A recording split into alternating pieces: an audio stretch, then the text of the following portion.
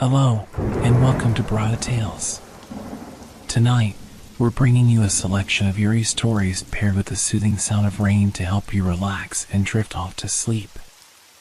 Before diving into the atmosphere of suspense, leave a comment below letting us know where you're watching from and what time it is.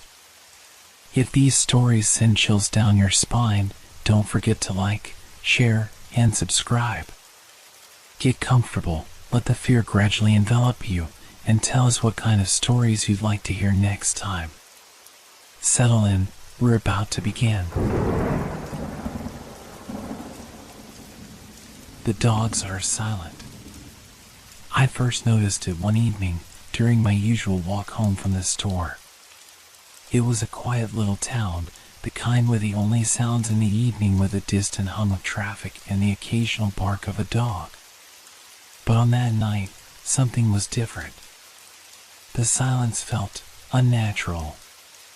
It wasn't the silence of peace, but the heavy, suffocating kind, as though something was just out of reach, waiting to be noticed. I stopped for a moment in the middle of the street, glancing around. There were no dogs barking. Normally, the neighborhood was alive with them, yapping at passing cars or at the shadows in the streetlight. But not tonight. The only sounds I could hear were the rustling of leaves in the wind and the distant drip of water from a leaky gutter.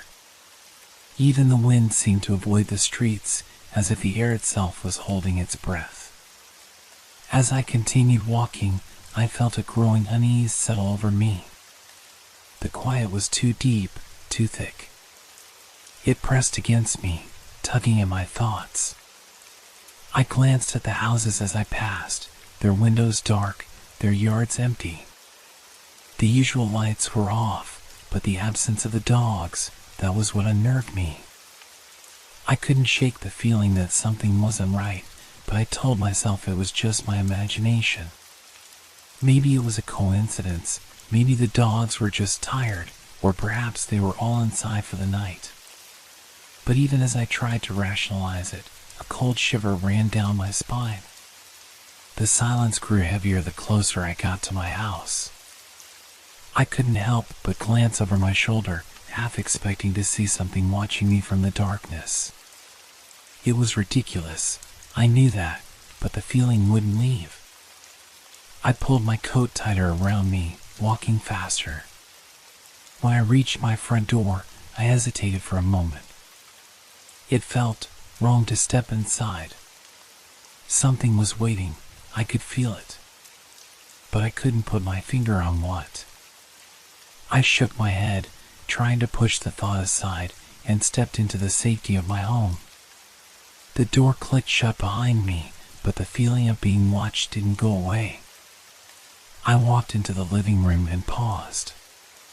Through the window, I could see the street outside, bathed in the dull light of the street lamps. The street was empty, but for the first time, I noticed how still it was. No cars passing by, no people walking. Just a quiet, empty street. And still, not a single dog barked. I stood there, staring out into the void. Then, a sudden flash of movement caught my eye. Something shifted near one of the houses, a shadow moving against the dark. I squinted, but it was gone before I could make out what it was. I shook my head again, trying to dismiss the thought. It was just the trees, the wind playing tricks on me. But as I turned away from the window, I couldn't help but wonder why had the dogs stopped barking. The next day, I tried to shake off the lingering unease from the night before. It was just a weird moment, I told myself. But something was different. The air felt heavy, like the town was holding its breath, waiting for something to happen. And once again, the silence stood out. As I walked down the street in the daylight, I noticed the same absence. The dogs were nowhere to be heard. It wasn't just my street either. As I passed house after house, the silence was everywhere. Not a single bark, whine, or growl. I couldn't stop myself from looking over my shoulder, half expecting something to be following me. But the streets remained empty, devoid of life, like a ghost town. I decided to ask around. The local cafe, a small but cozy place with a few regulars, was where people gathered to gossip, share news, and pass the time. I stepped in, hoping someone else had noticed the strange stillness in the air. "Morning, Alice," I said to the barista, trying to sound casual as I grabbed a seat at the counter. "Morning. You're up early today," she said, setting down a cup of coffee in front of me. "Everything all right?" I nodded but felt the need to address what had been bothering me. "It's a bit quiet, don't you think?" Alice raised an eyebrow. "You mean with the dogs?" "Yeah, noticed that too." "Odd, huh?" I blinked, surprised that she'd said it out loud. "You've noticed it?" "Of course. No one's dogs are barking anymore. Even the usual ones that bark at the mailman or cars passing by, nothing. It's like they all just stopped." I took a sip of my coffee, trying to appear casual, but I could feel my pulse quickening. "Have you heard anything else? Like anything strange happening?" Alice gave a quick glance over her shoulder, lowering her voice. "People have been talking about weird things. Shadows near their houses. Figures that disappear when you look directly at them. Not everyone, but enough to make you wonder." She paused, clearly unsure if she should continue. "Shadows?" I repeated, trying to keep my voice steady. "Yeah, just out of the corner of your eye. Moving. But when you turn to look, nothing's there. Some folks think it's just the wind or maybe someone messing around, but I don't know." Alice trailed off, clearly uneasy. A cold chill ran through me. Shadows. Figures that weren't there when you looked. It reminded me of what I'd seen the night before, that fleeting movement near the house across the street. "Has anyone else said anything?" I asked, feeling a knot tightening in my stomach. "Some of the neighbors have. But it's mostly whispers, you know? No one wants to talk about it too much. It's like they're afraid to acknowledge it." I thought for a moment, trying to piece it all together. The dogs, the silence, the shadows. It didn't make sense. And yet, everything about this situation felt wrong, like something was waiting just beyond what we could see. I thanked Alice for the coffee, my mind racing. I needed to find out more. But the more I thought about it, the more I realized something else. It wasn't just the dogs that had gone silent. It was the people too. Conversations had slowed, smiles were rare, and eyes darted nervously as though we all shared some unspoken fear. The whole town seemed to be holding its breath. As I stepped outside, the sky was overcast, the clouds heavy and thick, as though they too were waiting for something to happen. The streets were eerily quiet, and I couldn't shake the feeling that I wasn't alone, even if there was no one in sight. I started walking back home, but this time, I wasn't just looking over my shoulder, I was watching the shadows, waiting for them to move again. That night, the silence was unbearable. I couldn't sleep. I lay in my bed, staring at the ceiling, every creak of the house echoing in the stillness. My thoughts raced, trying to piece together everything that had been happening. The dogs, the shadows, the sense of being watched. It all felt connected, but how? I turned over, checking the clock. It was nearly 2 in the morning. Still no sound, not even the usual distant hum of a car passing by. The air outside felt thick, oppressive, and the quiet inside my house seemed unnatural, like the entire world had stopped moving. Then I heard it. A soft scratch at the door. Just once, but it was enough to send my heart racing. I froze, holding my breath, listening for more. Nothing. I slowly exhaled, telling myself it was just the wind, a branch brushing against the door, or perhaps an animal in the yard. But then I heard it again. This time, there were 2 quick scratches, followed by a long, slow drag. My mind screamed that it was just the wind, but my instincts told me otherwise. I swung my legs off the bed, my feet hitting the cold floor. My hand reached for the lamp on the bedside table, and I flicked it on. The light buzzed weakly, casting a faint glow across the room. I stood up, moving cautiously toward the door. Another scratch. Closer now. I held my breath as I reached for the handle, but before I could turn it, I heard something else. A voice. It was faint, almost a whisper, but I could make it out, just barely. It was coming from the other side of the door. A low murmur, unintelligible, but there was something about it that felt wrong, like it was trying to reach inside my mind, crawl under my skin. I could feel the hairs on the back of my neck standing up. I stepped back from the door, my heart pounding. The voice stopped, and for a moment, everything was still again. I didn't know what to do. Should I open the door? Or should I call someone? But who would believe me? Everyone had been acting so strangely lately, no one was willing to talk about it openly.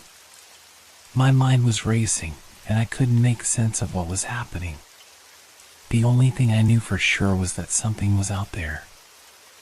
I backed away from the door, my legs unsteady. I didn't want to show fear, but I couldn't help it. I felt it, crawling inside me, something primal. I grabbed my phone, dialing the number of the one person I thought might understand, Alice. The phone rang, and rang, and rang. No answer. I cursed under my breath and glanced back at the door. The scratching had stopped. But the voice, it still lingered in my mind, echoing like a faint whisper that refused to leave. I couldn't get rid of it. I turned back to the window. The street outside was darker now, the lights dimming as the clouds blocked out the last of the moonlight. But there, near the corner of the street, something moved. I couldn't tell if it was a person or something else entirely. It was tall, too tall. The figure was shrouded in darkness, like a shadow that had taken on a life of its own. And it was watching me. I felt the blood drain from my face. My first instinct was to turn away, to hide, but I couldn't. I couldn't take my eyes off it. The figure didn't move, it just stood there, unmoving, staring at me from the edge of the street, as if waiting for something. My pulse quickened as I backed away from the window. The silence outside seemed even more suffocating now. The stillness was unbearable, and I had the overwhelming urge to scream, but I couldn't. It was as though the air itself had been poisoned, muting everything around me. And then, just as quickly as it appeared, the figure was gone. The darkness swallowed it whole, and the street was empty once more. But I couldn't shake the feeling that it hadn't really disappeared. No, it was still there, waiting, watching. I stumbled back to my bed, my body shaking uncontrollably. I turned off the lamp, pulling the covers over me, but the darkness felt different now. It was alive, and it was closing in. My mind raced with questions, each one worse than the last. What was it? What did it want? And why had the dog stopped barking? Sleep never came that night. Instead, I lay there, eyes wide open, listening to the silence. And the silence, it wasn't quiet at all. It was full of whispers. of things that shouldn't be there. I couldn't shake the feeling that it was just the beginning. Something was coming. Something terrible. And I didn't know if I could survive it. The next few days passed in a blur of dread and confusion. The town, once so familiar and comforting, had become a place I barely recognized. The air seemed thick, heavy, as though it was charged with something unseen, something dangerous. I couldn't escape the feeling that I was being watched.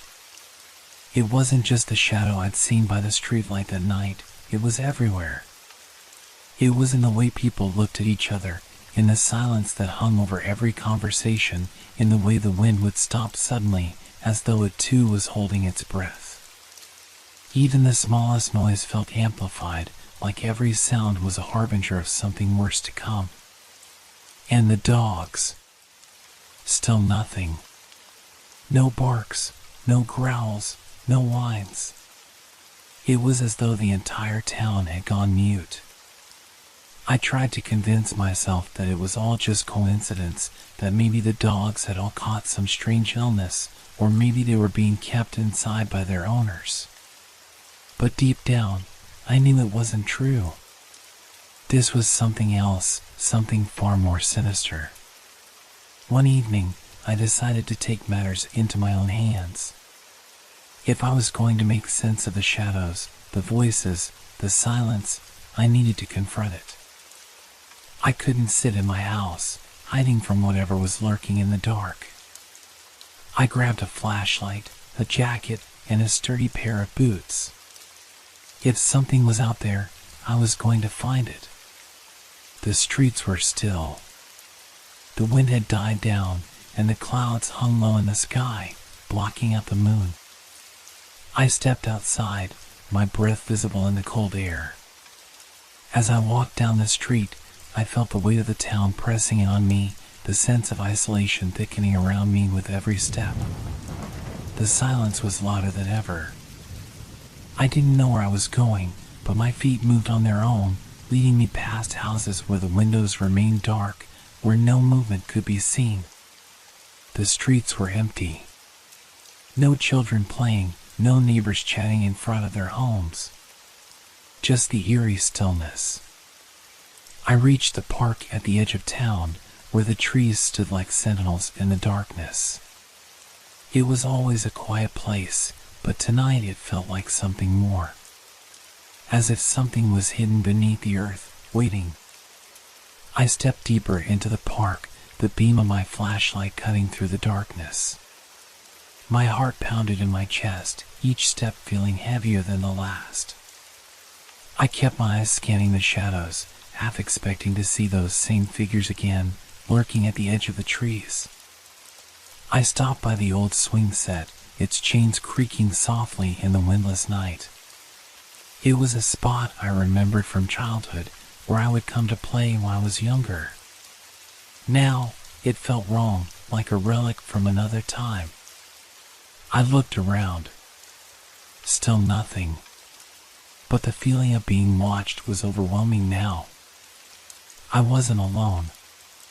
My breath caught in my throat when I saw movement from the corner of my eye, something shifting in the darkness, something tall and shapeless, like the shadow of a person, only darker, more fluid. It didn't have a clear form, but I knew it was there, watching me. I spun around, my flashlight shaking in my hand. The beam cut through the night, illuminating the empty park, but the shadow was gone.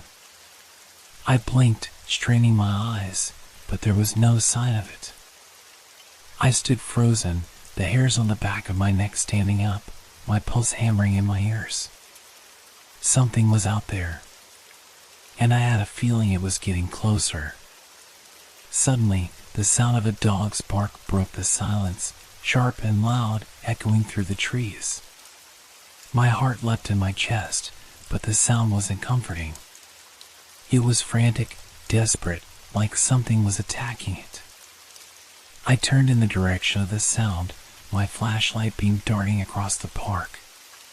For a brief moment, I thought I saw something, a figure, just at the edge of the woods. A person, maybe? But before I could make it out clearly, the barking stopped abruptly, cut off as if the dog had been silenced in an instant. The silence returned, heavier than before. The shadows seemed deeper now, as if they were stretching toward me. I could feel the air growing colder, and the ground beneath my feet felt wrong. It was as though the earth itself was unsettled, waiting for something. I had to leave. I knew I couldn't stay here, not without answers, not without understanding what was happening. But just as I turned to leave, I heard it again. A whisper. It was low and distorted, as if coming from the ground itself. "You shouldn't have come," it said. The voice was like a distant echo, but it was unmistakable. I spun around, my flashlight casting frantic beams in all directions. But there was nothing. Only the deep, suffocating silence. I ran. I ran all the way back home, not daring to look behind me, my breath ragged and sharp in the cold night air. My mind was a whirlwind of confusion, fear, and dread. What was it? What had I just heard? And what was that figure, those shadows, that voice? When I reached my house, I slammed the door shut behind me, locking it, checking every window, every corner. But even inside, the silence was unbearable. It pressed against the walls, against my chest. I couldn't shake the feeling that something was watching me. That whatever it was close. Too close. And then, I heard it again. A soft scratching at the door. I stood frozen, my heart thundering in my chest, my breath shallow and erratic. The scratching sound was faint, but distinct, like claws dragging against wood. It was close. Too close. For a moment, I couldn't move. My mind raced with fear and confusion, every nerve on edge. Was it real? Was it just my imagination, my mind breaking under the weight of the terror that had been building over the past few days? Or was something truly out there, something that had been silently creeping closer, waiting for the right moment? The scratching continued. Slow, deliberate, like it knew I was listening. The sound seemed to draw closer, as if it was moving around the door, testing it, waiting for me to do something, anything. I wanted to scream, to shout for help, to run. But I couldn't. My feet felt like they were glued to the floor, my body locked in place by the terror that gripped me. I could feel the shadows closing in, creeping under the door, slipping through the cracks in the walls. I wasn't alone.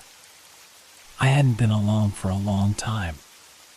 And then, the voice. This time, it wasn't a whisper.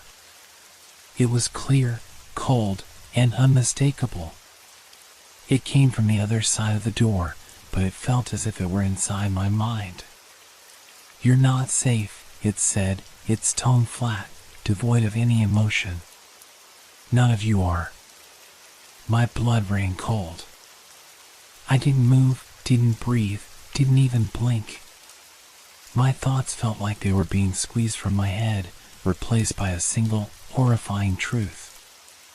Whatever this was, whatever had been lurking in the shadows, it wasn't just watching me, it was toying with me, drawing me in, feeding off my fear.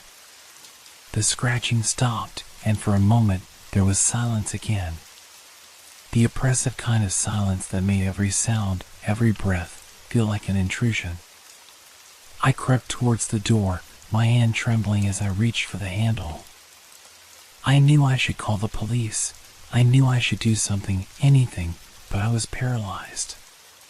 The door was cold under my fingertips. The very act of touching it felt like I was inviting the darkness in. Then, a sound from behind me, faint at first, but growing louder. The unmistakable sound of footsteps. Slow. Steady. closing in. I whipped around, flashlight in hand, but the room was empty. No figures, no shadows, nothing but the flickering light and the heavy air that seemed to press against my chest. The footsteps continued, though. Now they were right behind me, too close to be imagined. My eyes darted to the window. Through the glass, I saw nothing but the street below, dark, still, lifeless. Yet, the footsteps, they were unmistakable. Coming closer. Closer. It was as if the very house was alive, moving, breathing, haunting me. I ran. I didn't think. I didn't even look back.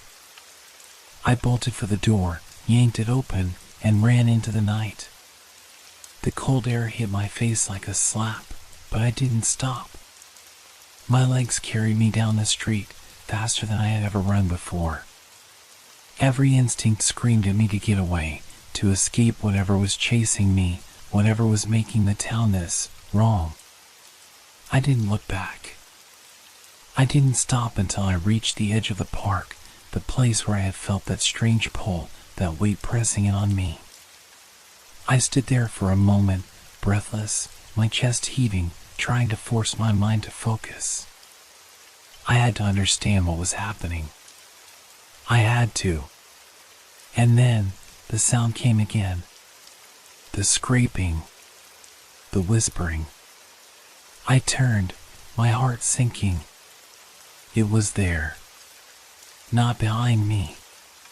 Not in the shadows of the trees. It was in the ground itself. A figure, or a shape, rising from the earth, forming from the dirt and darkness like something that had been buried long ago. A long, twisted shape, dark, impossible to comprehend. It was like a mass of shadows, like it had no form, no face, just an overwhelming presence that sucked the life out of the air around it. It didn't move toward me. It didn't need to. It simply existed. And the longer I stared at it, the more I realized it wasn't just watching me. It was waiting. I could feel its gaze on me, even if there were no eyes to see. It was as if it knew me, as if it had always known me, and it was waiting for me to understand something. Something I couldn't put into words. And then, the dogs. The first bark. It was distant, but familiar. Followed by another. And another.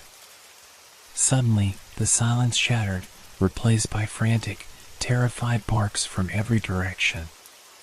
The dogs were finally breaking the silence. But it was too late. I felt the ground beneath me give way, the shadows consuming everything, swallowing the world whole. My thoughts dissolved into panic. I didn't know where to go, didn't know how to escape, didn't know what was real anymore. The darkness closed in. And then, silence. The kind of silence that only comes when there is nothing left. When there is no one left. And the dogs? They stopped barking. Because they, too, had gone silent. And the town? It, too, had vanished. The last thing I remember was the quiet. Deep, crushing, absolute.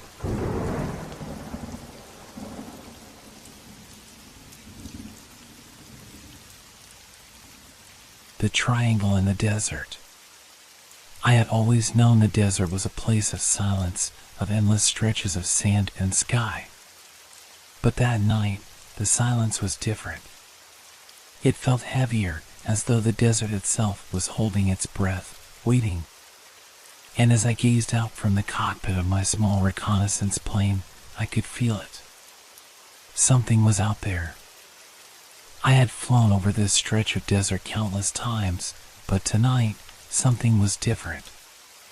The usual barren landscape was interrupted by an odd glow, a soft, pulsing light on the ground far below.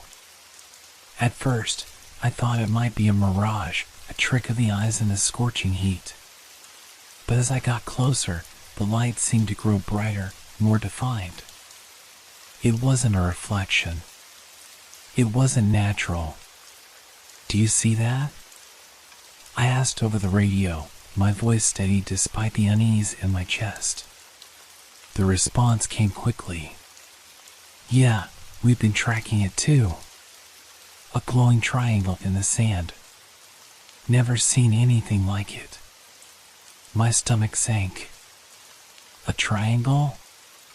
What the hell could that be? The other pilots in the squadron had reported the same thing in the last few weeks, a strange, geometric shape that seemed to appear and disappear without warning, glowing bright in the night. But whenever they landed to investigate, there was nothing there, no mark on the sand, no sign of anything unusual. Just the emptiness of the desert stretching endlessly. I decided to follow the glow, keeping my plane steady as the light below grew larger. The desert stretched out, featureless, as if it were just a canvas, and the triangle was some strange, alien brushstroke on it. The more I focused, the more I felt the pull. The shape was clearly unnatural, perfectly symmetrical, almost too perfect for something to exist in a place like this. As I descended, I could see it more clearly now. 3 points of light, glowing faintly but steadily, forming a triangle. It was unlike any phenomenon I had encountered before, too defined, too deliberate. My mind raced with possibilities, none of them comforting. My hands tightened on the controls as I descended further. I told myself it was just an odd reflection or a trick of light, but deep down, I knew better. This was something real, something tangible, something I couldn't explain. I radioed in my approach, but there was no response. Just static. I cursed under my breath and tried again, but the crackling noise was all I could hear. I looked around the cockpit, the instruments glowing faintly in the dim light, but nothing seemed out of the ordinary. "Just focus," I muttered to myself. The triangle was now just below me. It didn't look like a reflection anymore. It wasn't shimmering in the air like heat waves do. This light was grounded, solid, as if it belonged there. I circled around it once, taking in every detail, trying to make sense of it.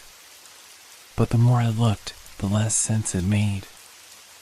I checked the map again, confirming my location. I had flown over this area countless times, and there was nothing here, nothing that should have made this shape appear. There was a long silence, broken only by the hum of the engine and the steady beat of my heart. I knew I should keep my distance. I knew better than to get too close to something I couldn't understand. But the curiosity was overwhelming. I wasn't just a pilot, I was an explorer, a seeker of answers. And this was something that demanded an answer. I decided to land. The sand below was soft, but the desert was mostly flat in this part. I eased the plane closer to the ground, careful not to lose control on the soft surface. My heart pounded as the ground came closer, the triangle growing larger with every passing second. The moment my wheels touched down, the glow began to flicker. The light seemed to pulse faster, almost as if reacting to my presence. My breath caught in my throat. I shut off the engine and climbed out of the cockpit, stepping into the desert's chill air. The triangle was right in front of me now. It was smaller than I expected, no larger than a few meters across, but its glow was unmistakable.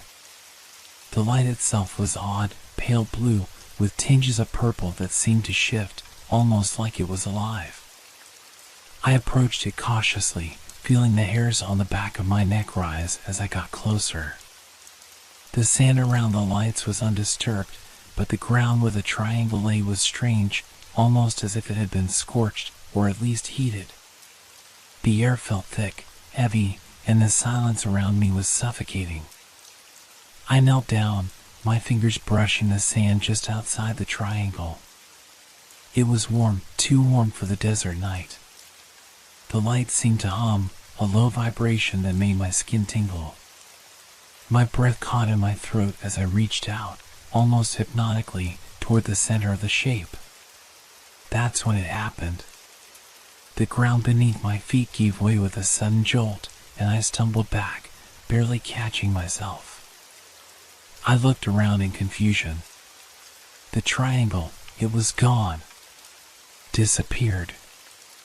There was no light, no mark on the ground, nothing. I stood there, heart racing, trying to make sense of what had just happened. Had it been a trick of the light?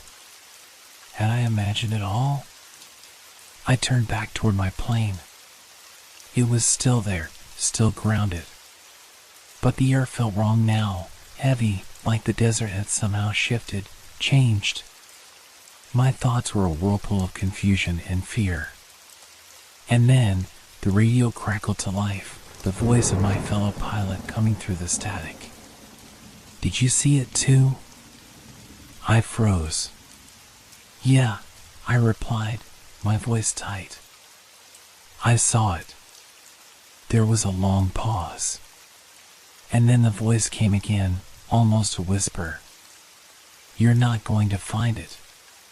The words hung in the air, colder than the desert night. "You're not going to find it." The voice crackled with static, distant and unsettling. I could hear the fear beneath the calm, like someone trying to hold their composure in the face of something they couldn't explain. I swallowed hard, trying to steady my breath. "What do you mean?" "It was right here, just a second ago.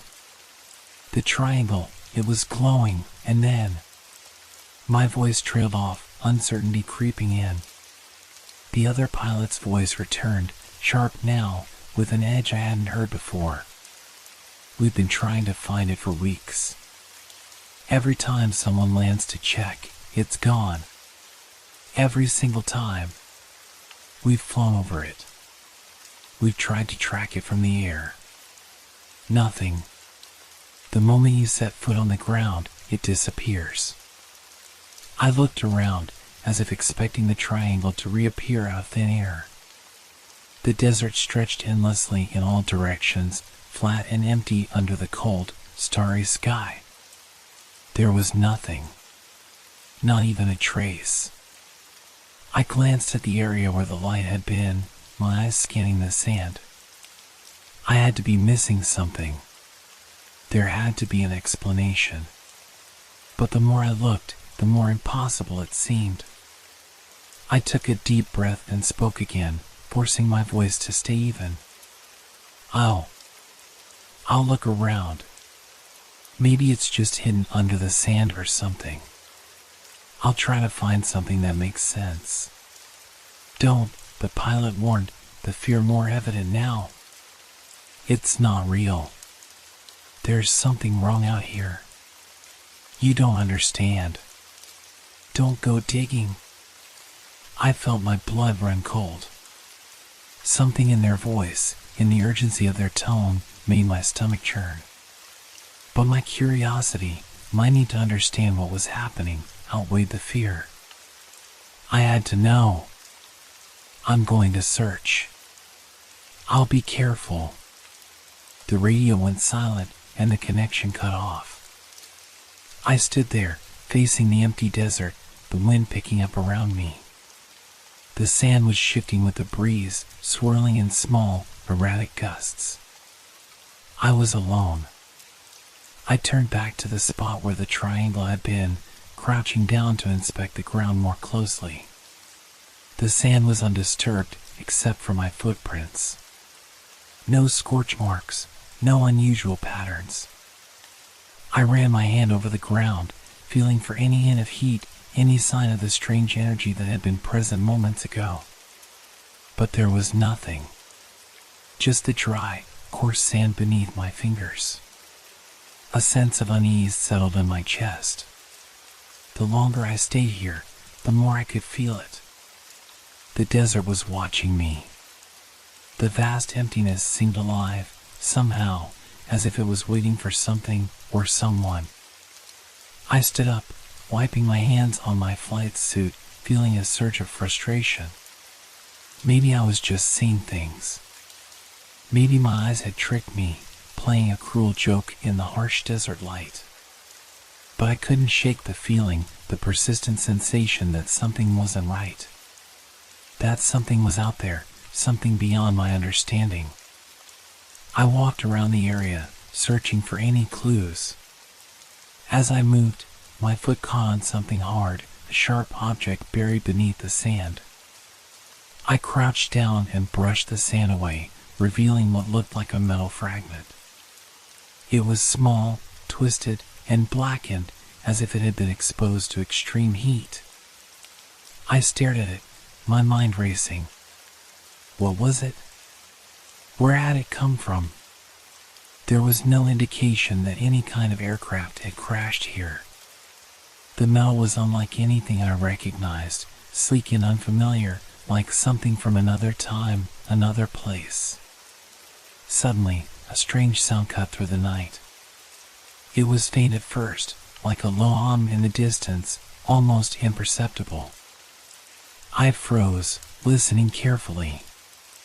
It grew louder, more distinct, and then, unmistakably, I heard the faintest vibrations beneath my feet. I stepped back, my heart pounding in my chest. The sand beneath me was moving, shifting, as if something was stirring beneath the surface. My breath quickened, and I turned toward the plane, my legs already moving before my brain had even caught up. I had to get back to the plane. I had to leave. Something was wrong. Everything was wrong. But before I could make it, the hum intensified. The ground trembled beneath me, and I felt a pressure, like something was pulling at me from below. I turned around, but I couldn't move. A low, eerie light began to appear in the distance, just beyond where I had first seen the glowing triangle. It was the same soft, blue glow, but this time it wasn't just a triangle. The light was spreading, expanding, almost as if it were alive, growing toward me. I could feel my pulse racing as the glow intensified. I should have run. I should have gotten back to the plane and taken off, but I couldn't tear my eyes away from it. The light was mesmerizing, pulling me in like a force I couldn't resist. The hum grew louder, and the air seemed to vibrate with it. The sand began to lift, swirling in strange patterns around me. It felt like the ground itself was shifting, like the desert was alive, changing, rearranging itself before my eyes. I backed away slowly, heart hammering in my chest, but the light kept coming. It wasn't just a glow anymore, it was a force, a presence, surrounding me, engulfing me. I turned and ran, not knowing which direction I was heading, just desperate to get away from the impossible thing that was unfolding behind me. The sound of the hum grew deafening as the desert seemed to close in, the light swallowing everything in its path.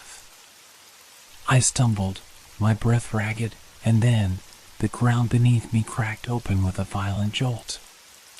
The earth split, and I fell into the dark void below. I didn't scream. I couldn't. The last thing I saw was the light, its pulse fading, as if it were reaching out for me, pulling me into its depths. And then, nothing. When I opened my eyes, I wasn't sure if I had even been conscious. The fall had been fast, a blur of darkness and confusion, and now there was only stillness. I could feel the ground beneath me, cold and solid, but the air was different, thicker, more oppressive, as if the space around me was not just empty, but heavy, pregnant with something unknown. I lay there for a moment, trying to gather my bearings, my head spinning from the disorienting fall. My body ached, but there were no serious injuries, at least none that I could feel yet. My hands scraped against the ground, my fingers brushing over something hard and jagged. I flinched, pulling away, and sat up, every nerve in my body on alert. I looked around, or tried to. It was pitch black, but not the kind of dark you find in a cave. It was a kind of darkness that felt unnatural, as if it had weight, as if it existed outside of the normal rules of light and shadow. I couldn't see anything, and yet I could feel the space around me, closing in on me from all sides. Panic threatened to rise in my chest. I had to get out of here, had to find my way back to the surface. The light, no, the triangle, it had to be above me, out there somewhere. But where was I? The hum, that low, vibrating sound, was gone now. In its place was an eerie silence, so deep it felt suffocating. I tried to stand, my legs shaking beneath me, and reached out, feeling for something, anything, to help me orient myself. My fingers brushed against a cold, metallic surface, smooth and slick. It felt wrong. I traced the surface with my hand, my heart racing. It was unlike anything I had ever touched. Not stone, not metal, not anything familiar. The texture was smooth, almost like glass, but there was something more to it, something that sent a shiver down my spine. I pulled back quickly, feeling my pulse quicken. What was this place? Where had I ended up? Then, a distant noise caught my attention. At first, it was faint, just a whisper, like wind blowing through cracks in the earth. But then it grew louder, a low groan that seemed to reverberate through the very walls around me. The noise was unnatural, rhythmic, like a heartbeat, but much slower, much deeper. It filled the air, vibrating in my chest, sinking into my bones. I froze. The hum was back. It wasn't just a sound anymore. It was a presence. Something alive, something watching. I could feel it pressing in on me from all sides, surrounding me, closing in like an invisible hand tightening its grip. I couldn't breathe. I stumbled backward, disoriented, my hands flying out to find something to hold on to. The air felt colder now, the darkness heavier. And then I heard it, a soft scraping sound, almost imperceptible, but unmistakable. It was coming from the walls, from the very surface I had been touching. My breath caught in my throat as I scrambled backward, my hands fumbling for the edge of the cold surface, desperate to push away, to put some distance between myself and whatever was closing in. The scraping grew louder, more distinct. The walls were shifting, moving. Something was coming. I was trapped.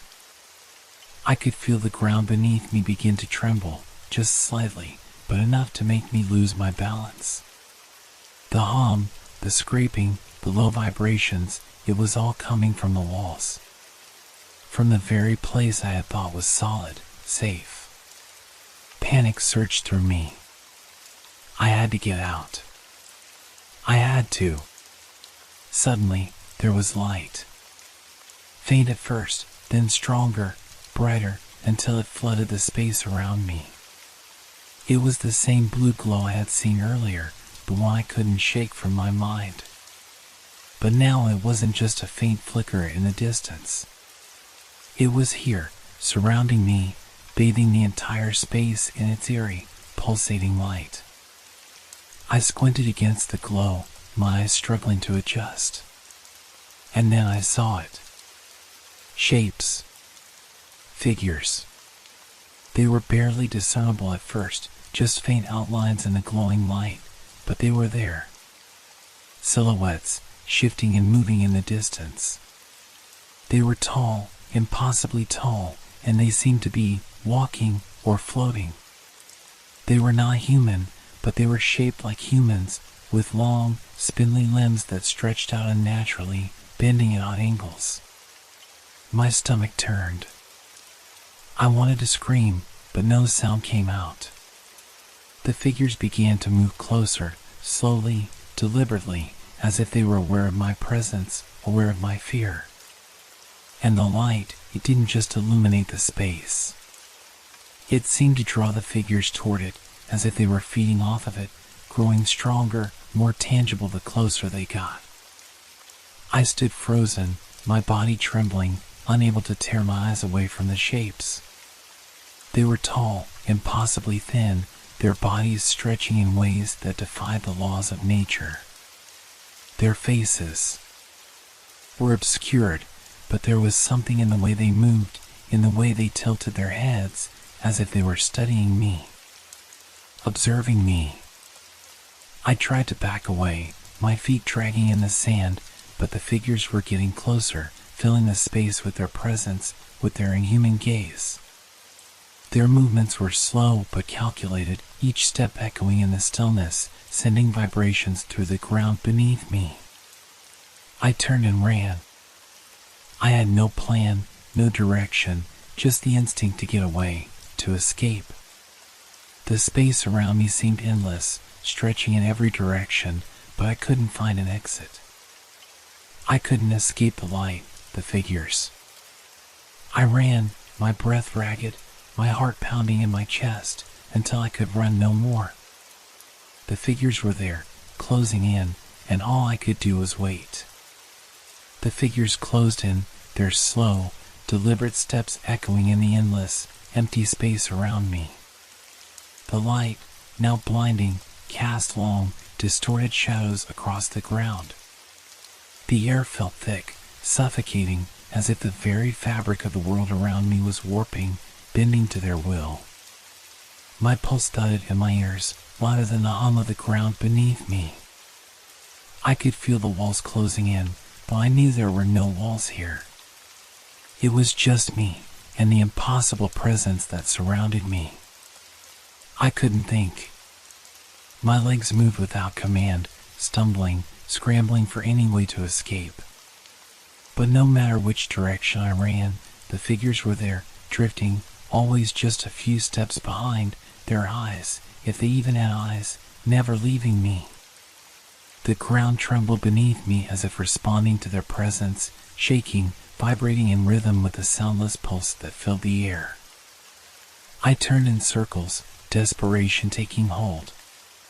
The light, the hum, the figures, they were all converging on me. I could hear their movements now, soft at first, but growing louder, more pronounced, until the scraping noise from before returned. It wasn't just the ground anymore. The walls, no, the space, was moving with them. I was trapped.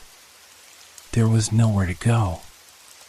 A voice, cold, distant, as if coming from nowhere and everywhere at once, spoke into my mind, not in words, but in a deep, unsettling understanding. You are not meant to be here. The voice was not a sound I could hear, but something I felt deep inside me, like a truth that was not meant to be known. I stopped in my tracks, my breath coming in shallow gasps. My knees were shaking, and I felt the cold sweat trickle down my spine. The figures had stopped moving now, standing still, their long limbs twitching in odd, unnatural movements. I couldn't tear my eyes away from them, from their ever-shifting forms. The glow had become blinding, filling the space with an intensity that made everything else fade into nothingness. One of the figures stepped forward, its motion so fluid and unnatural that it almost seemed to glide across the sand, its form stretching, elongating as it drew closer to me. I could feel its presence, like a weight pressing against my chest. It wasn't like a person, this thing was not human. It was something else, something far older, far more alien than anything I had ever encountered. I wanted to scream, but no sound escaped. My mouth was dry, my throat tight, as if something was constricting it, choking me from the inside out.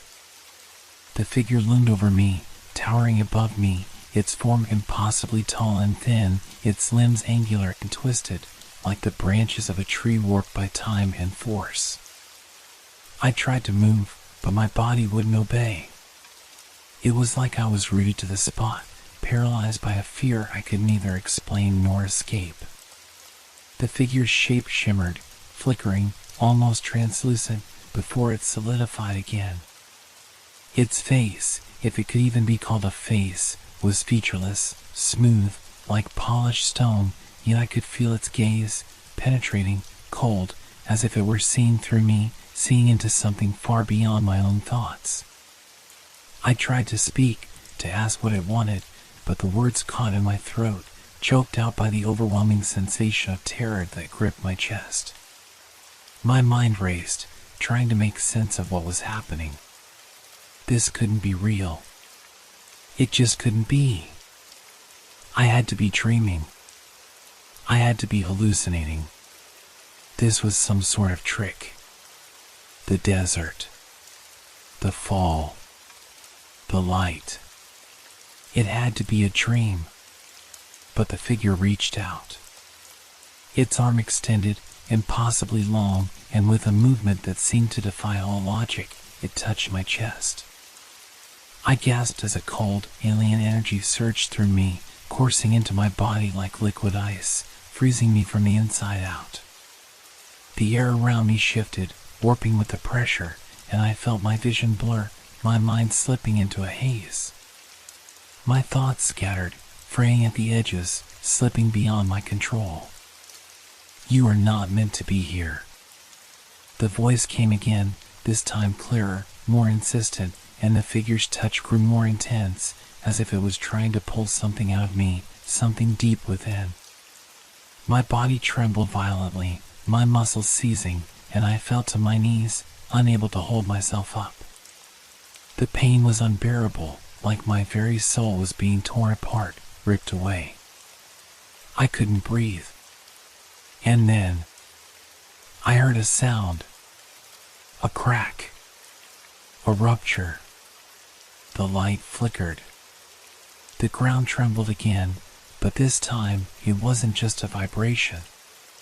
It was a shudder, a deep, powerful rattle that seemed to come from the very core of the earth itself.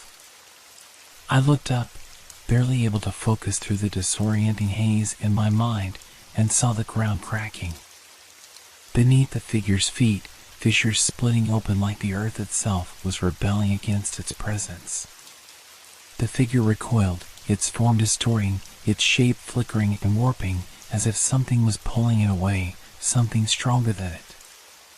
The light faltered, flickered again, and then, like a bulb burning out, the glow faded, leaving me in a pitch-black silence. I blinked, confused, disoriented, still trembling from the strange, invasive touch. When I opened my eyes again, the space was empty. The figures were gone. The hum, the light, gone. The ground was solid, unmoving, as if nothing had ever happened. I was alone, but I couldn't shake the feeling. Something had changed. Something had been left behind. I staggered to my feet, my mind still reeling, my body weak. I had to leave. I had to get out of here.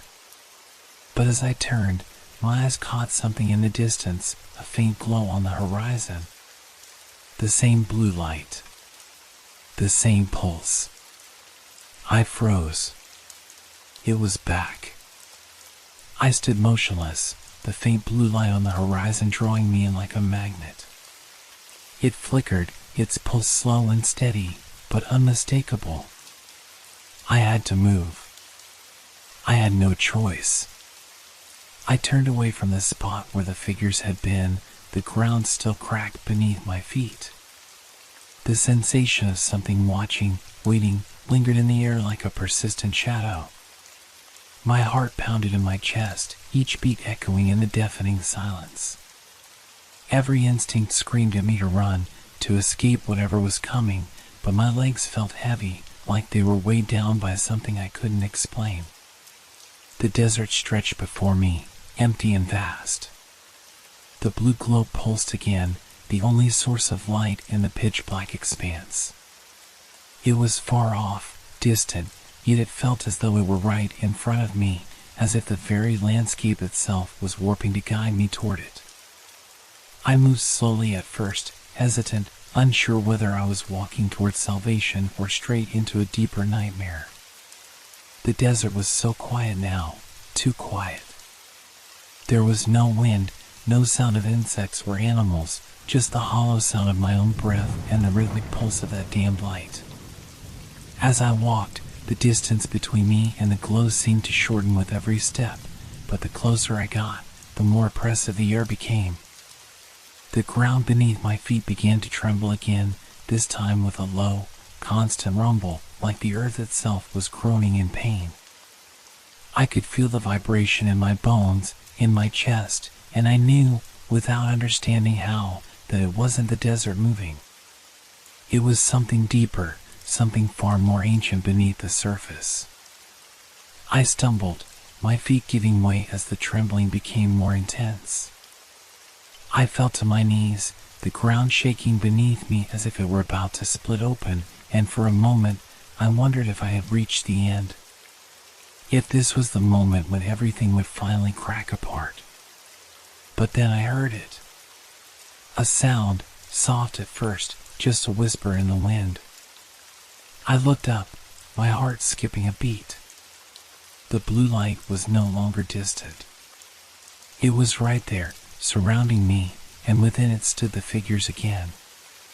Their shapes were more defined now, their forms clearer, like shadows stretching into the light.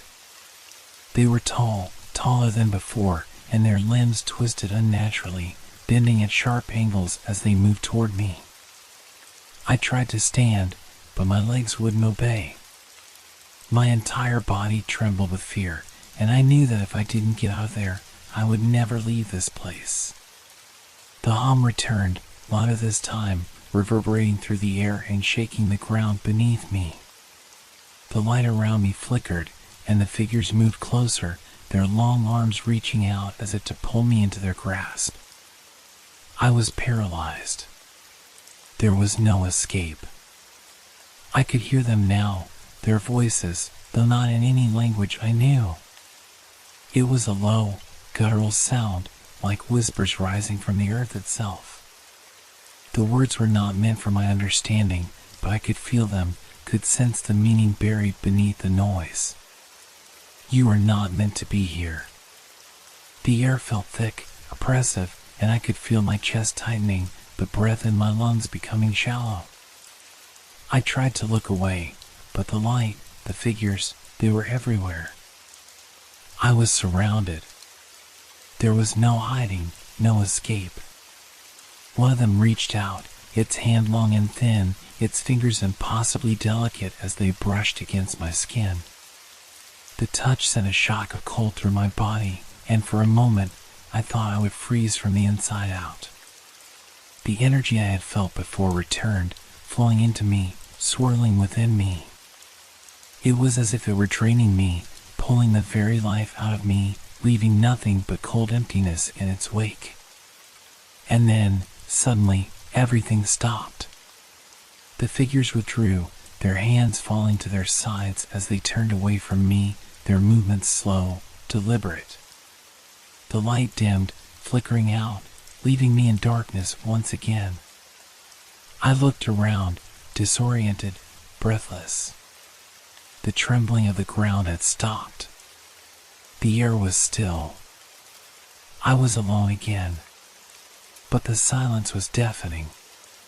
And the light, there it was again, in the distance. A faint pulse, brighter than before. It was calling me, drawing me in. I turned, my body moving without thought, my legs carrying me toward the light, toward the place where it all began. I had no choice. There was nowhere else to go. As I walked, the darkness seemed to fold around me, the space distorting, warping as though reality itself was bending, stretching in impossible ways. The blue glow became brighter, more intense, until I was standing in its center, surrounded by its cold, alien light. And then I understood. The desert. The figures. The This wasn't a place. It was a prison. A prison that I would never escape from.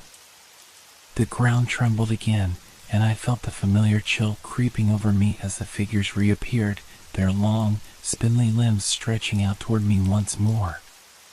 The light pulsed, and in its glow, I saw the truth of what they were, what they had always been. I was trapped. And the light was no longer an invitation. It was the key to my fate. The hum grew louder. The figures reached out. The darkness closed in, and I was swallowed whole.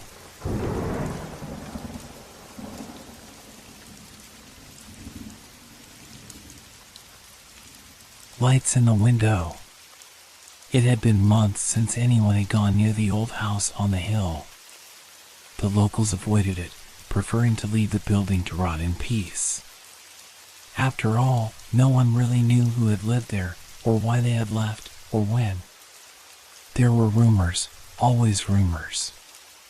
Some said it had been abandoned for decades, others swore they had seen movement behind the cracked windows just a week ago. But the one thing that everyone agreed on was this: it was cursed. I had heard the stories all my life, but something about the house always called to me. It wasn't the old stonework or the crumbling architecture that drew my attention, nor the fog that seemed to hover around it like a veil. It was the lights. Late at night, when the wind was still and the world outside my window was shrouded in silence, I would see them. Small, dim lights flickering in the upper windows. Not bright enough to be streetlights, nor stable enough to be the moonlight. They appeared to move, to dance in the darkened rooms. They were like faint stars trapped inside, begging to be seen. I had told myself it was just the reflection of passing cars or the distant glow of some forgotten street lamp. But after a while, I couldn't shake the feeling that they were something more. That's why I decided to go. I didn't tell anyone, of course. Who would believe me? People in town thought I was strange enough as it was. The last thing I needed was to be labeled as the crazy one who believed in ghosts. But the light in the window was driving me mad. I had to know what was really going on inside that house, even if it meant risking my sanity. One evening, after the sun had set and the air grew cooler, I found myself walking toward the hill. The wind had picked up, rustling the leaves in a steady, eerie rhythm. The closer I got to the house, the more the atmosphere seemed to change. The air was thick with dust and silence, like the house was holding its breath. I hesitated at the base of the hill, looking up at the house. It stood there, imposing, its windows black voids in the fading light. The lights were gone now, but I could still feel them. I could still feel the pull. I took a deep breath and began to climb the overgrown path that led to the front door. Each step seemed to echo louder than the last, reverberating through the empty space. When I finally reached the front steps, I paused, my heart racing in my chest. The door creaked in the wind, as though inviting me in. Nothing strange here, I muttered to myself, trying to calm my nerves. But even as I said the words, I knew they weren't true. I stepped inside. The air was thick with dust and the scent of old wood, as though no one had disturbed this place in ages. The faint glow from the windows had disappeared, replaced by the complete darkness of the house.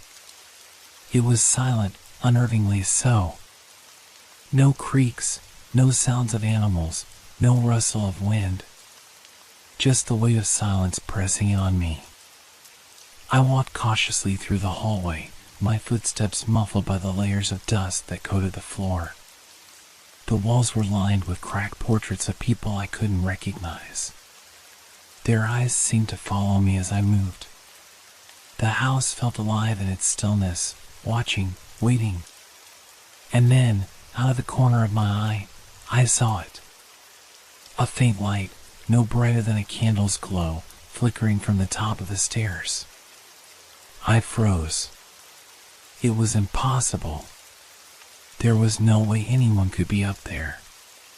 The house had been abandoned for as long as anyone could remember.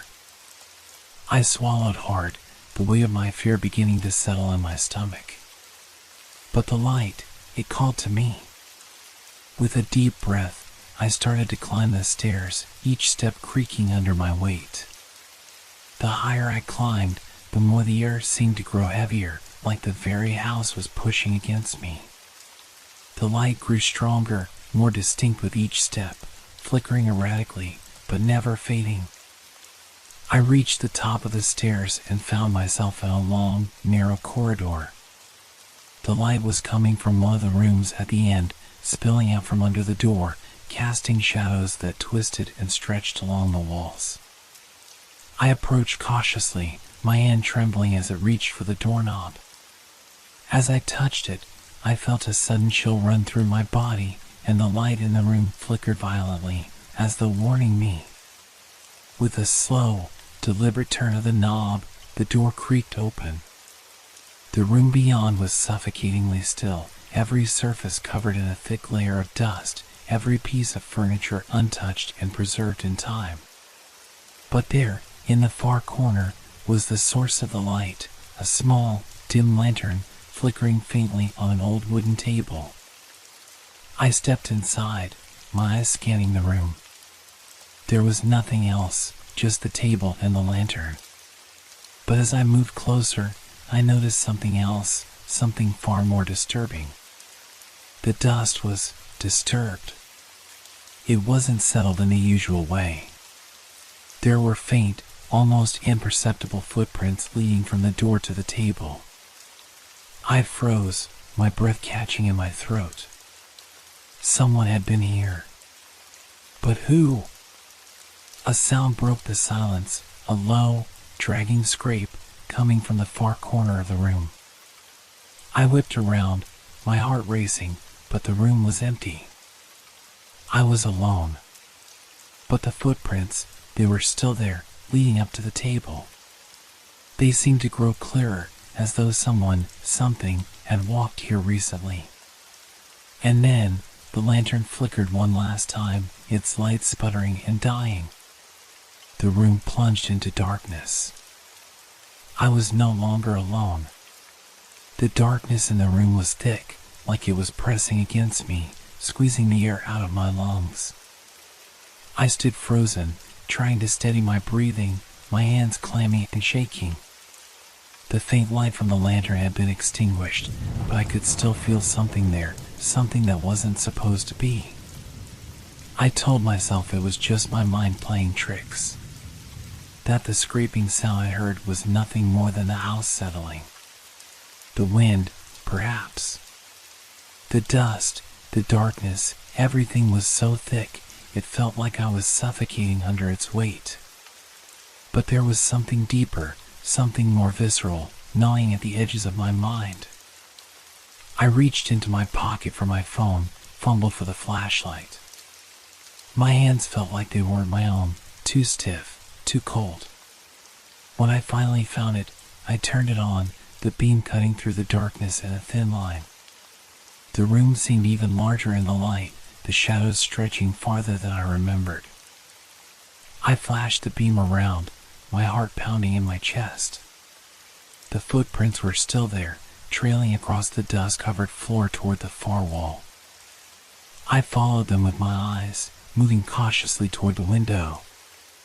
The faintest hint of moonlight poured in, just enough to see the silhouette of the furniture, the tattered curtains swaying lightly in the breeze. But something was off. I shifted my gaze toward the table. The lantern had been sitting there just moments before, but now it was gone. I blinked, rubbing my eyes. I was sure it had been there, right in front of me. Now, only the dust remained, undisturbed except for the path the footprints had left. I turned back toward the door, but the air felt different now. Heavier. The shadows seemed to grow longer, reaching for me. My skin prickled, a deep, instinctive dread crawling up my spine. Suddenly, a sound broke the silence again. A soft scraping just at the edge of my hearing.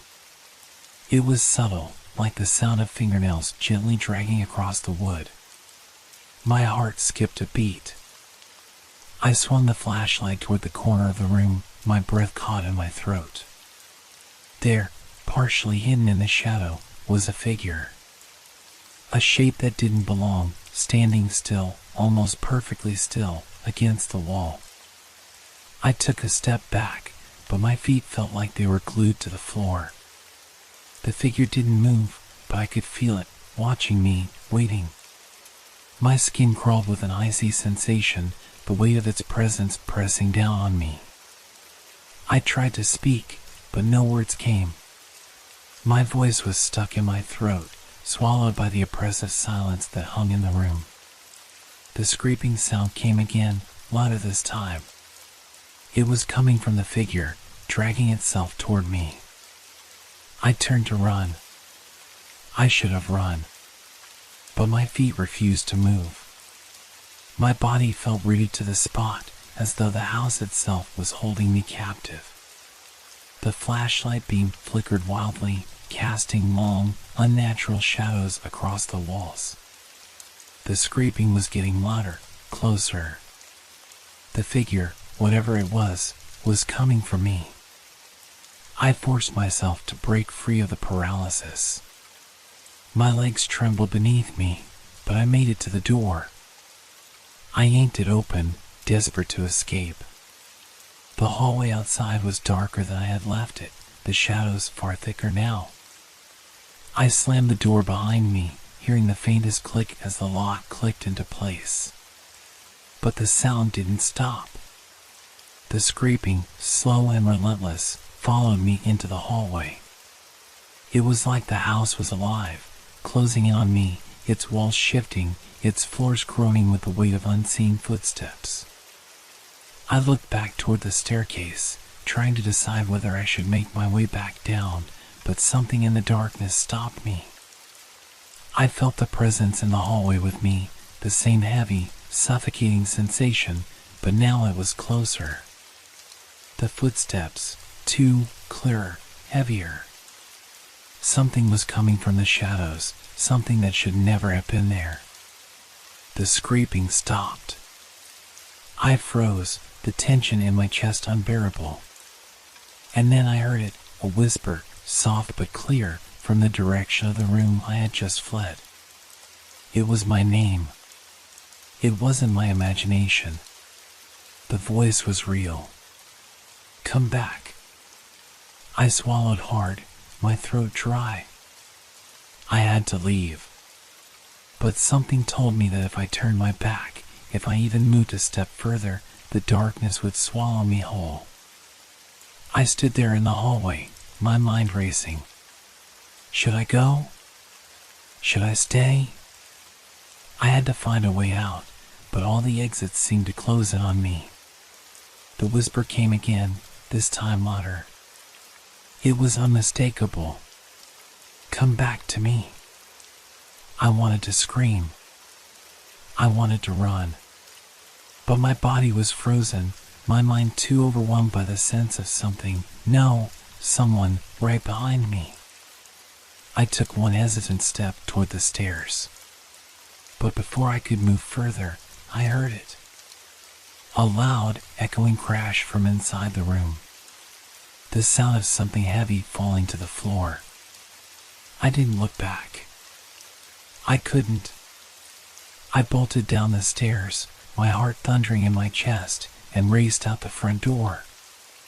The cool night air hit me like a slap in the face, but I didn't stop running.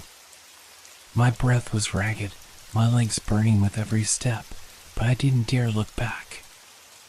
I didn't stop until I reached the road, breathless, trembling, and gasping for air. But as I looked up at the house one last time, my stomach dropped. The lights were back on. I stood there, staring at the house, unable to tear my eyes away. The lights in the windows flickered as though someone were moving inside. For a moment, I thought my mind was playing tricks on me, but I couldn't deny what I was seeing. I had run from that house. I had felt its grip on me, its presence pulling me in, yet now, there it was, alive, active, as if I had never left. I couldn't just stand there. I had to know what was happening. The rational part of my mind screamed at me to leave, to drive far away and never return. But something else, something deeper, more curious, compelled me to go back inside. I had to understand what was happening. What was in that house? I forced my legs to move, each step heavier than the last. The air was thick with unease, and every sound felt amplified. The crunch of gravel under my boots, the distant rustle of leaves in the wind, it all seemed too loud. I reached the door, my hand trembling as I turned the knob. The door creaked open, and a stale, musty smell hit me like a wave. The house seemed unchanged, frozen in time. The dusty furniture, the cracked walls, the stale air, it all looked the same. But something felt different now. The house seemed to breathe, as if it were alive, waiting for me to step back inside. I hesitated in the doorway, the coldness of the night air still clinging to my skin. But then the whispering started again. Soft, almost indistinguishable at first, but growing louder. The same voice. My name. It echoed from the depths of the house, pulling me forward. I stepped inside. The hallway stretched before me, darker now, even though the lights in the windows were still on. The shadows seemed thicker, as though they were alive, shifting with each breath I took. The silence was oppressive, broken only by the faint sound of footsteps, soft, deliberate, as if someone, or something, was walking toward me. I stood frozen, my heart pounding in my chest, the air too thick to breathe. I didn't want to move, didn't want to know what was coming. But my body betrayed me, taking a step forward, then another, until I was walking through the house again. The kitchen was just as I remembered it, though it felt more sinister now. The old wood floors creaked under my feet as I crossed to the other side. The faint light from the windows cast long shadows against the walls, making the room seem endless. And there, on the table, was the lantern, the one I had seen before. But it wasn't just sitting there, it was glowing, a soft golden light, as though someone had just lit it. I reached out to touch it, my fingers trembling. The light was warm against my skin, but something felt wrong. The air around it seemed to pulse, as though it were drawing me in, feeding off my fear. My breath caught in my throat as I pulled my hand back. I couldn't explain it. I didn't understand what was happening. Why was the house still alive? Why did it feel like it was drawing me deeper into its grasp? The whispering grew louder again, this time almost frantic. "Come to me," the voice pleaded. It was the same voice as before, but now there was something different about it, something twisted, broken, desperate. It wasn't just calling me. It was demanding. I turned toward the door. I needed to leave. I had to leave. But before I could take a step, the floor beneath me trembled. The walls groaned with an unnatural sound, like the house itself was stretching, shifting. The shadows in the room seemed to writhe, as though something was moving within them. The scraping sound returned, that same dragging noise, louder now, closer. I turned quickly, panic seizing my chest. I knew I wasn't alone anymore. Something was in the house with me. The light flickered, and I saw it, just for a split second. A shadow. A figure standing in the doorway, its outline distorted and stretched, like it was not quite real. It was tall, unnaturally tall, its form blurry and indistinct. But the eyes, those were unmistakable. They were black, empty, hollow, and they were fixed on me. I stumbled back, my pulse racing. I didn't want to look, but I couldn't look away. The figure didn't move. It just stood there, watching, waiting. The air grew colder. My breath came out in visible puffs, and the house seemed to close in on me, pressing in from all sides. The walls seemed to narrow, the shadows growing darker, stretching toward me like long, grasping fingers. Then, suddenly, the figure moved. It was fast, too fast. A blur of darkness that crossed the room in an instant, its shadow consuming everything in its path. I didn't think. I just ran. I ran through the house, my heart hammering in my chest, my legs burning with effort. I reached the door, yanked it open, and stumbled outside into the cold night air. But as I ran, I heard it again. The whispering. Closer this time, just behind me. Don't leave me. The voice was low, almost a growl now. It was the house. The house was calling me back. I turned, my eyes wide with terror, but the house was empty. The lights were off now, the windows dark. I was alone in the cold night, gasping for breath. But I knew I wasn't alone inside. The house had me. It always had. I stood outside the house, my breath ragged, the cold air biting into my skin. The night was unnaturally quiet now, and for a brief moment, I thought maybe it was all a trick of my mind, a nightmare I had imagined in my panic. But as I looked back at the house, I knew better. The lights were gone. The whispers had stopped.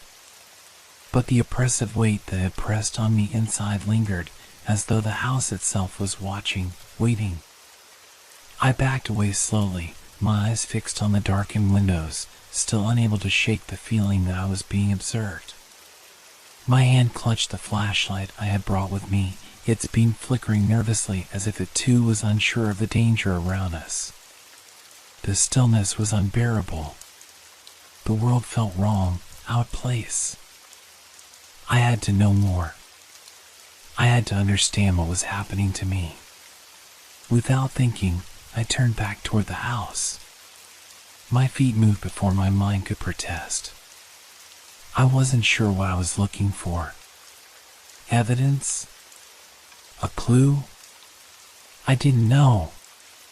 All I knew was that something wasn't right, and I couldn't leave without knowing why. I stepped back onto the porch, the wooden floor creaking beneath my weight. The door, still open from where I had fled, loomed in front of me like a mouth, inviting me back in. I hesitated, staring into the blackness beyond the threshold. The house seemed to breathe around me, an unseen presence that tugged at my chest, urging me to step inside. I walked in. The house greeted me with an eerie silence, its stillness deafening. I moved slowly through the living room, my footsteps echoing unnervingly in the vast emptiness. Dust covered every surface, thick and unmoving, but it felt different. It didn't feel abandoned. It felt like someone had been here recently. I reached the kitchen again, the place where I had first seen the lantern. This time, I approached it with more caution. The light that had flickered earlier was gone, but the strange feeling remained. The air was still thick with the scent of dust and decay, but now there was something else, a faint, lingering smell, like something burned. I checked the lantern, but it was cold. Not warm, not glowing like before. It was just a lantern, and yet, in my mind, it felt as if it had never stopped burning. As if it had been waiting for me to return, to do something. I turned away, unable to shake the sense of being watched. The shadows in the corners seemed to gather, shifting like they had a life of their own. My skin prickled. I could feel it again, the presence. But this time, it wasn't just a feeling. The air had changed. It was charged with something. Then, I heard it. A creak. Soft. From above. I froze. It came again, louder this time, and followed by a dragging sound. Like something heavy being moved across the floor. My heart raced. The sound was coming from upstairs. I didn't want to go. Every instinct in my body screamed at me to turn and leave, but my feet betrayed me. Slowly, I ascended the staircase, the old wood groaning under my weight with each step. My breath was shallow now, my pulse quickening. The shadows in the hallway seemed to move, growing longer and darker, as if reaching out to grab me. I reached the top of the stairs, and the hallway stretched out before me, shrouded in darkness. The door at the end of the hall was slightly ajar, and I could see a faint glow coming from inside the room. The same glow I had seen earlier, soft, golden, almost inviting. But the whispers, they were louder now, urging me toward the door. It was as though they were coming from inside the room. "Come closer," they murmured. "Come and see." I didn't want to, but my legs moved of their own accord, bringing me to the door. I pushed it open. The room was as I had expected, dusty, abandoned, yet there was something new. The walls were covered in strange markings, symbols I didn't recognize. And there, in the center of the room, was an object that made my blood run cold. A mirror. It was large, framed in tarnished silver, its surface cracked and broken. But the most disturbing thing was the reflection, or lack of it. It was as though the mirror wasn't reflecting the room at all. Instead, it reflected something far darker. A void. A black, swirling emptiness that seemed to pull at me, as if it were alive. I couldn't look away. The air grew colder, and the shadows seemed to creep out of the mirror, reaching for me. They moved like liquid, slithering out of the frame, consuming the space around them. And then, from the darkness of the mirror, I saw it. A figure. Tall, distorted, its face obscured by shadows. But its eyes, those eyes, were staring directly at me. I screamed, stumbling back, my heart pounding in my chest. The figure in the mirror didn't move, but its presence, its gaze, felt real, like it was reaching out to me. I couldn't breathe. I couldn't think. All I could do was run. I turned to flee the room, but the door slammed shut behind me with a force that rattled the walls. I was trapped. The house had me. And now, there was no escape. The whispers grew louder, surrounding me. They were no longer just in my ears, they were inside my head, drowning out everything else. "Come back," they said. "Come back to us." And then I understood. This house was not abandoned. It had never been abandoned. It had always been waiting. Waiting for someone to find it. To bring it to life again. To feed it. And now, it had me. There was no escape from the house. No escape from the darkness within it. And no escape from the reflection. The reflection that was me. I stood frozen, the weight of the realization pressing down on me like 1,000 pounds. The mirror didn't just reflect me, it reflected everything I was terrified of becoming. The figure in the glass wasn't some shadowy specter, it was me, twisted and distorted, staring back with hollow, endless eyes. My mind raced, trying to process what was happening, but it felt like I was sinking into the mirror itself, pulled by an unseen force. The whispers now weren't just words, they were thoughts, my thoughts, interwoven with the malevolent hum of the house. They were telling me what I had always feared but never truly admitted: you are a part of this. You always have been. I wanted to scream, but no sound came. I reached for the door handle, my hand shaking violently, desperate to escape. But it was useless. The door remained solid, unyielding, as if the house itself had become a part of me. The reflection in the mirror flickered, its distorted version of me growing sharper, clearer. It was moving, mimicking my actions in ways that felt just a moment too late. A beat too slow.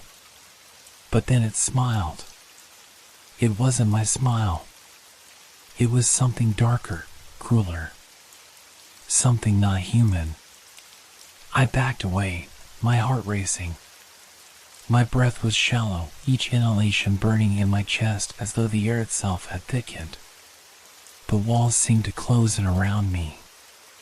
The shadows in the corners were alive, pressing forward, expanding, as though they had been waiting for me to truly understand. And then, just as I was about to break, just as I was about to lose myself completely, I heard a sound, a sharp crack that echoed through the silence. The mirror. It was breaking. I turned, desperate for any escape, but the cracks spread rapidly, as though the mirror was being consumed by something on the other side. The figure, still smiling, seemed to twist, its hands reaching forward, as if it wanted to pull me in. But it wasn't the mirror that held me anymore. The house itself had become part of me, the walls, the floor, the very air, all of it was connected to that thing in the reflection. It was drawing me closer, the boundaries between the real world and the nightmare blurring with each second. The house was no longer just a place, it was a prison, a trap, and I was its prey. I tried to move, tried to run, but my legs wouldn't obey me. My body was sluggish, weighed down by something invisible but overwhelming. The shadows seemed to pull at me, and I could hear them now, screaming my name. Then, the whispers returned, more frantic, desperate. They were not mine this time. The voices had multiplied, growing louder, more urgent. "Stay with us," they hissed. "We need you. You belong here." I couldn't fight it anymore. I felt my consciousness slipping away, drowning in the sound, in the shadows. I looked back at the mirror, and I saw it. The reflection wasn't just an image anymore. It was pulling free, step by step, like liquid spilling from the glass, materializing in the air around me. The figure emerged from the broken shards, its form fully realized now, tall, unearthly, with eyes like deep, endless pits. It moved toward me, its smile widening, and for the first time, I knew what it was. It was me, but not the person I had been. It was the version of myself that had been buried all along, the one who had always belonged here. I stumbled backward, realizing the horrifying truth: there was no escape from the house. No escape from what it had become. I had been drawn here for a reason. The house didn't want me to leave, it wanted me to stay, to become part of its endless void, its reflection of torment. The last thing I saw before the world around me collapsed into darkness was my own face, twisted in that cruel smile. The reflection had claimed me. And as I fell, I realized that I was never meant to escape. The house had me now. Forever. And the last whisper in my mind was the most terrifying of all.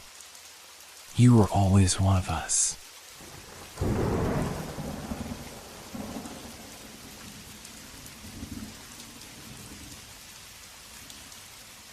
The path to the ocean. The sun had just started to dip below the horizon, casting long shadows across the beach. I'd been walking for hours, a steady rhythm that calmed my mind after a week filled with work and stress. I had found this remote stretch of coastline by accident, far from the bustling tourist spots. It felt like a hidden world, a place where nothing could disturb the peace. I had always found solace by the sea, the sound of the waves crashing against the shore lulling me into a meditative trance. But that evening, something about the beach felt different, off, somehow. It wasn't anything overt, nothing immediately alarming. But it was a quiet unease that tugged at the back of my mind, like the feeling of being watched, though I could see no one around. I had walked far down the shore, the air growing cooler as night fell, when I noticed something strange in the sand. A path.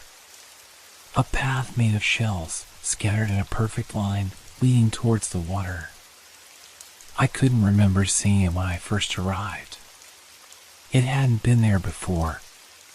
Curiosity got the better of me, and I stepped off the main path, following the trail of shells. The shells glistened in the fading light, reflecting the last rays of the sun. I felt a chill run down my spine as I continued down the path, each step crunching softly on the fragile shells beneath my feet. The trail led me further from the shore, winding around rocks and small dunes, toward a place where the sea met the sky in a blur of darkening blue. As I walked, the sound of the waves became quieter, replaced by the faintest whispering wind, like distant voices murmuring just beyond my hearing. I paused for a moment, listening intently, but the sound disappeared as quickly as it had come. My heart skipped a beat. It was just the wind, I told myself. Nothing more. But then, as I moved closer to the water, the path curved sharply. Ahead of me, the ocean stretched out endlessly, its surface dark and calm, untouched by any breeze.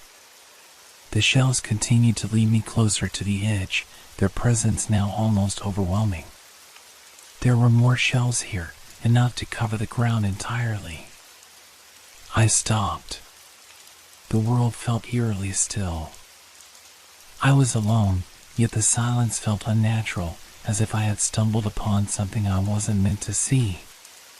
The hairs on the back of my neck stood up, and I instinctively checked my phone. The screen lit up, but there were no new messages, no notifications. Just the time. 7:42 p.m.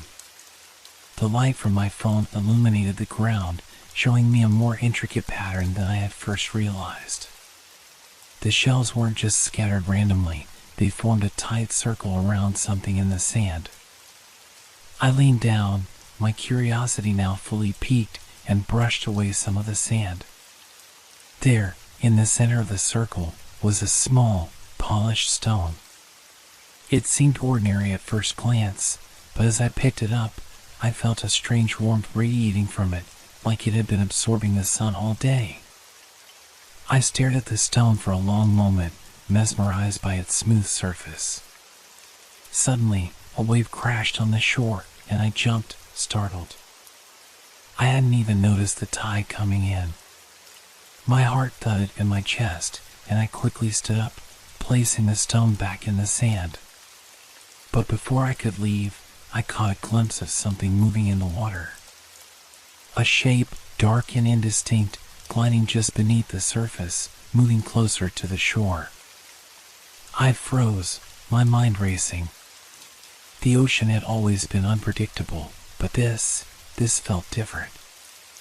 My gut told me it was something more than just a shadow in the water. A wave crashed louder this time, startling me again. I stepped back, my thoughts running wild. I couldn't shake the feeling that I was being drawn to something in the water, that whatever was out there was waiting for me. Before I could move, a sharp crack of thunder echoed from the distance. The sky had darkened almost imperceptibly, the storm arriving faster than I could have expected.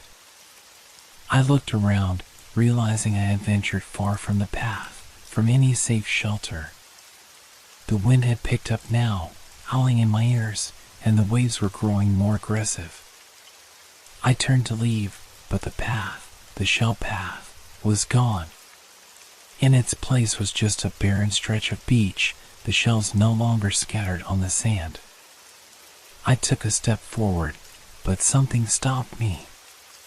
It was as if the ocean itself had reached out to pull me in. A voice whispered in my ear. No words, just a sound, a low hum that resonated deep inside me. The stone. I felt a compulsion to go back for it, but the storm had intensified, and the beach now felt like a place I should never have entered. I started walking back toward the town, my footsteps heavy in the thickening sand, and I realized that I had no idea where the path had gone. The shoreline was unchanged, but the air felt different now. Something was wrong. I didn't look back.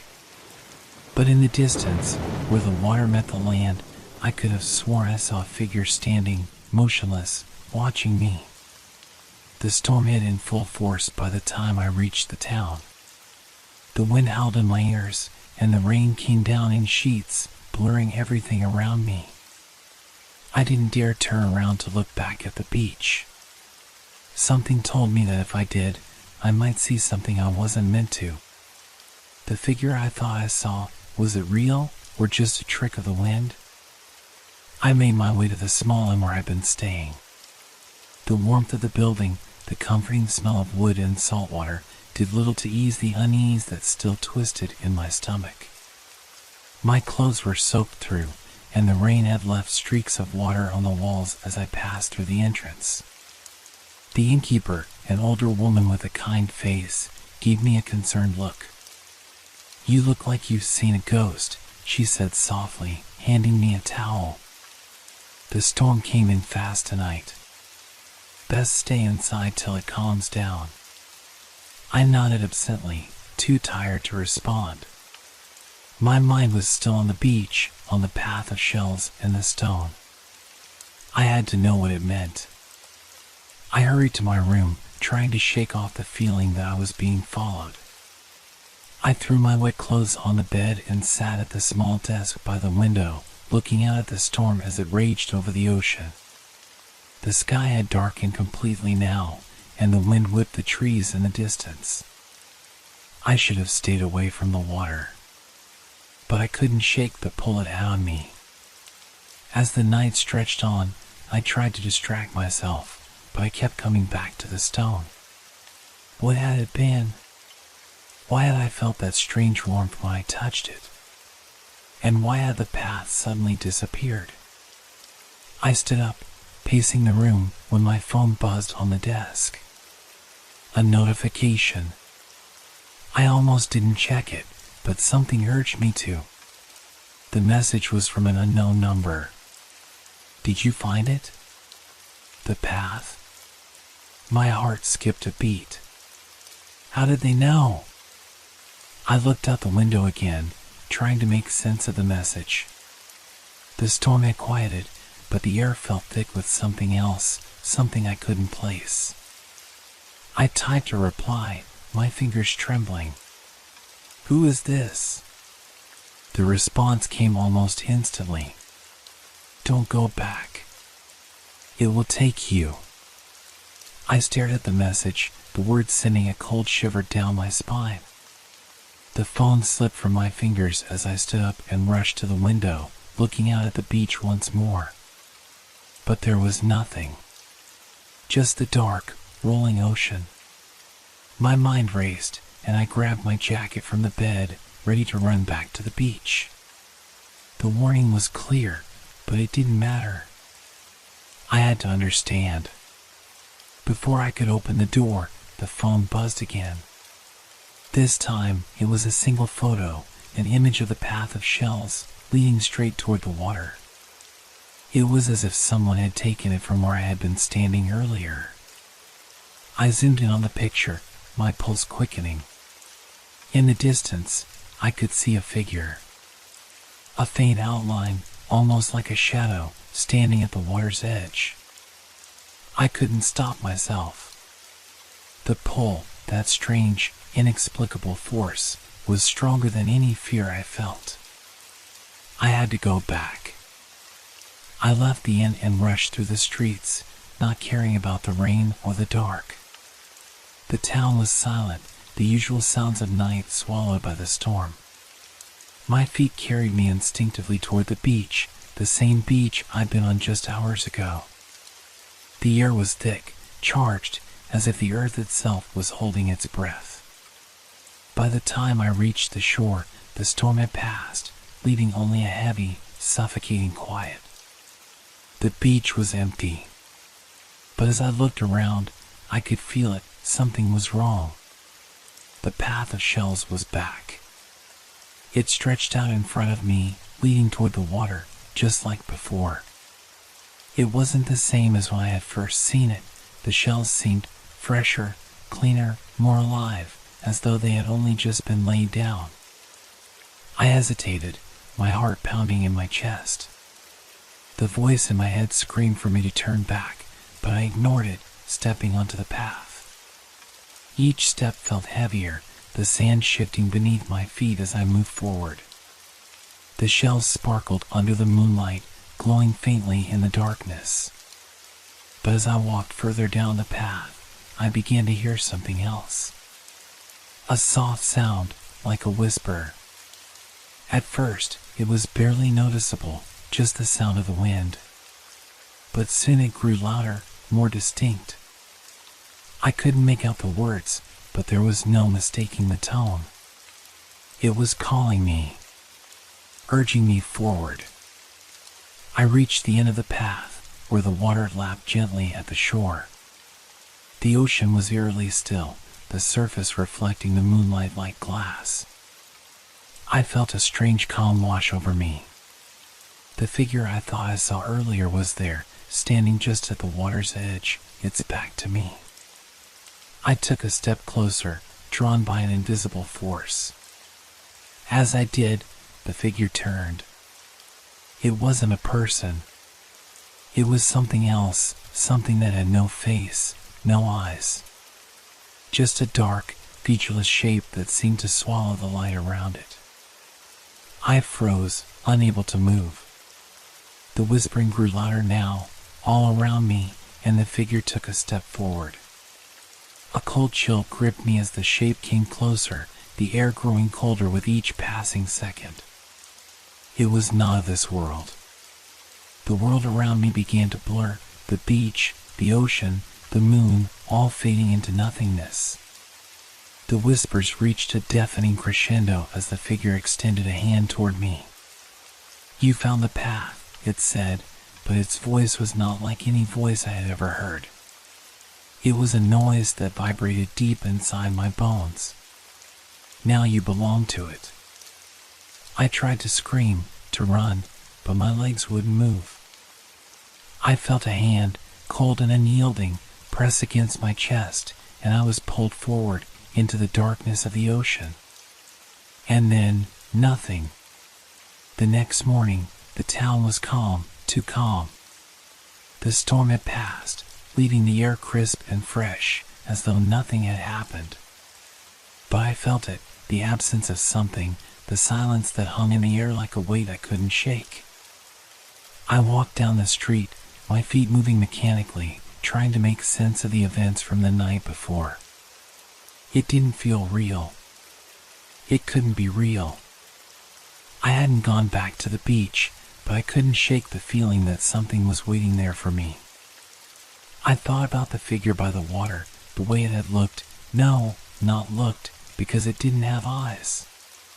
It was just there. I tried to reason with myself. I had imagined it. The storm, the darkness, it had all played tricks on me.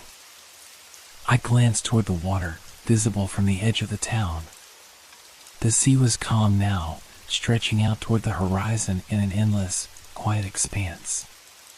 Nothing was out of place. I wasn't the only one who felt something strange that morning. As I passed a small cafe by the water, I overheard a conversation between two locals. Their words made my blood run cold. "Found his shoes and phone," the older man said, his voice low.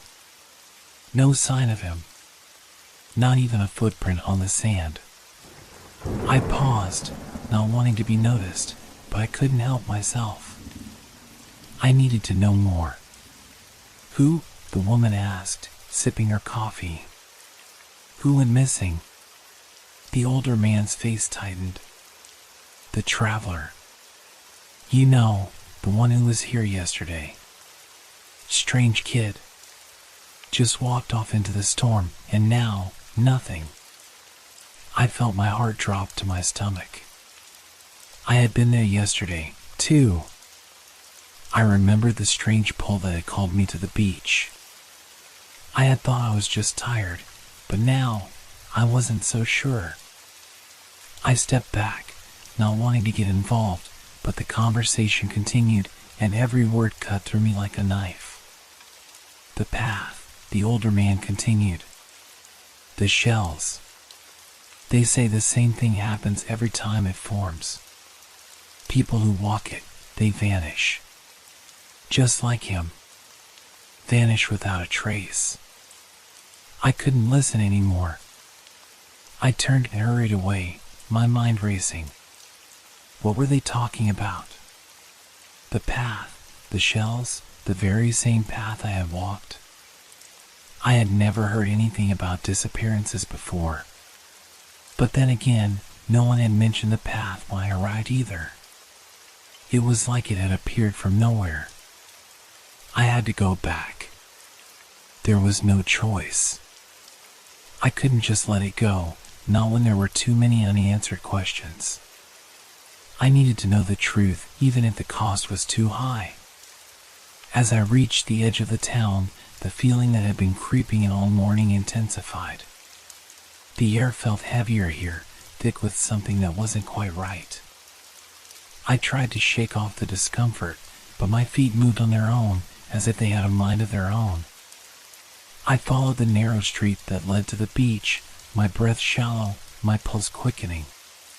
When I reached the edge of the sand, the same path of shells was there again, waiting for me. But something was different this time. The shells didn't shine the way they had before. They were dull, lifeless, as if they had been there for much longer than a single night. And there was something else. A shadow at the end of the path, indistinct but looming. I stood frozen at the edge of the beach, staring at the path. It was as if the ocean itself was calling to me, beckoning me to follow. I stepped forward, despite the growing dread that swirled in my stomach. The wind had picked up again, but this time it carried with it a strange smell, like salt and decay. The shells crunched beneath my feet, and I continued down the path, each step heavier than the last. The figure, the one I had seen last night, was no longer there. Instead, something else waited at the water's edge, something far worse. A massive shadow, stretching far across the beach, its shape constantly shifting. I couldn't tell if it was a creature or just the water, but I knew it wasn't natural. The whispers began again, faint at first, like the echo of a far-off voice. Then louder, clearer, wrapping around me like a physical presence. My heart raced as I moved closer, unable to stop myself. I was almost at the water when I felt it, a hand, cold and clammy, grab my ankle, pulling me toward the ocean. I screamed, but the sound was swallowed by the waves that had suddenly risen around me. The figure, the shadow, loomed larger now, its shape starting to take form. It was like a monster from the depths, a thing that didn't belong in this world. I fought, thrashing in the cold water as it climbed up my legs. But it was no use. The hand pulled harder, dragging me deeper. The whispers grew louder until they felt like a roar in my ears. I managed to turn, gasping for air, my fingers scraping against the sand as I tried to pull myself free. My phone, my only lifeline, slipped from my pocket, sinking beneath the waves as if it had never existed. Then, as I looked up, I saw the same figure I had seen last night. But this time, it was not a shadow. It was real. A tall, featureless shape, its form shifting like water, like liquid darkness. It raised a hand, and the ocean seemed to respond, churning beneath me as if it were alive. I screamed, but my voice was lost in the roar of the ocean as the figure stepped closer. Its hand reached out, and I knew it was going to take me. I fought harder, but the grip on my ankle tightened, pulling me down. The last thing I saw before the water swallowed me whole was the figure's outstretched hand and the unmistakable pull of the ocean. And then, nothing. I woke up to the sound of water. But it wasn't the crashing waves I had heard moments before. It was softer now, gentle.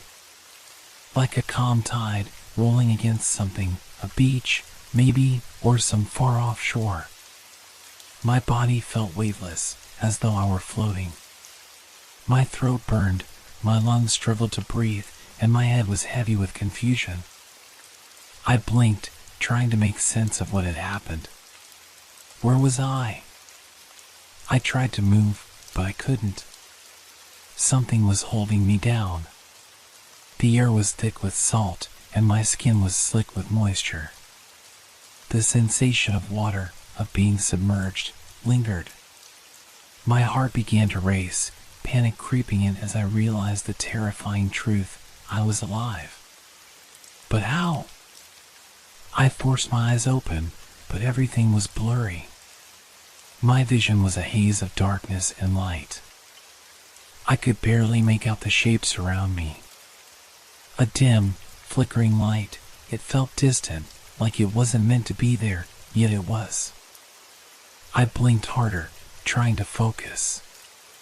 Suddenly, the blurry shapes started to resolve. I was lying on a sandy shore. The beach stretched out before me, familiar and yet alien. It was the same beach, but different. The sea wasn't the same, the water was still and deep, like the ocean had turned into a pool of black ink. I could smell the salt, but it was tinged with something strange, like earth or decay. I tried to push myself up, but my limbs were weak, my body shaking. The weight of exhaustion pressed on me, and I collapsed back onto the sand, struggling to breathe. My thoughts were foggy, and the only thing I could hear was the rhythmic sound of the water. The whispers came again. At first, they were faint, as if coming from far away. But slowly, they grew louder. The sound was incomprehensible, almost like a language I should know but couldn't understand. I could feel the weight of their presence, 1,000 voices buzzing in the air around me. It's not too late, the words broke through the chorus of whispers. They were clear, chilling in their simplicity. The voice felt familiar, but I couldn't place it. I rolled over onto my stomach, pressing my hands into the wet sand, my fingers scraping against something. My phone. I grabbed it, my heart skipping a beat, but as I turned it over, I saw that the screen was cracked, a dark smudge covering the display. The image of the path of shells was gone. Only static remained. Not too late? I muttered to myself, confused. What was happening? Why couldn't I remember? How had I ended up here? The last thing I remembered was sinking into the water, the figure, the shadow, the whispers. I turned toward the sea again. The water rippled, though there was no breeze. There was no sign of the strange figure, but something else was there now. A dark shape just beneath the surface. It was moving closer. I could feel the pull, like an invisible force drawing me to it. I stood up shakily, my legs unsteady, the dizziness threatening to overwhelm me. My feet sank into the sand, but I forced myself to stay upright. The whispers grew louder, almost deafening now. It's never truly over. The voice was closer this time, as if it was standing right behind me. I spun around, expecting to see the figure, the shadow, but there was nothing. Only the ocean, stretching endlessly toward the horizon. The path of shells, that path, was gone, vanished like it had never been there. I glanced down at the beach.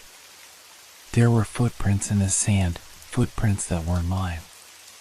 They were larger, deeper, like they belonged to someone or something much heavier than I was. I followed the footprints instinctively. Something inside me urged me to keep moving, to follow them to the end. The water surged around my ankles as I walked deeper into the surf, and the air grew colder, the whispers surrounding me now like a storm. The path stretched on as if it had no end. But the further I walked, the more I realized the footprints weren't just leading me to the water. They were leading me into it. And the closer I got to the edge of the shore, the more the whispers grew in intensity, becoming desperate, pleading. The darkness beneath the water seemed to churn and pulse, like something alive, something waiting. I stopped, my heart racing in my chest. A scream built up in my throat, but I couldn't let it out. There was no sound, only the pressure, the weight of what was happening. I wasn't just at the edge of the ocean, I was at the edge of something else, something that shouldn't exist. The ground beneath me shifted. I felt the water rise, moving higher and faster than it should. The whispers exploded in a frenzy, deafening, filling my mind, drowning out all thought. Suddenly, I was there. Right in front of it. The thing. The darkness that had been calling to me all along. It was not a shadow anymore. It had form. A massive, swirling mass of shadow in water, a shape that writhed and twisted as though it had no true substance.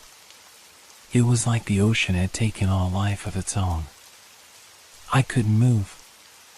The weight of its presence pinned me in place. It was all around me, inside me, its whispers filling every inch of my mind. You are here now. I felt its cold touch brush against my skin, and it was like 1,000 icy fingers pressing into my very soul. It wasn't the ocean. It wasn't the water.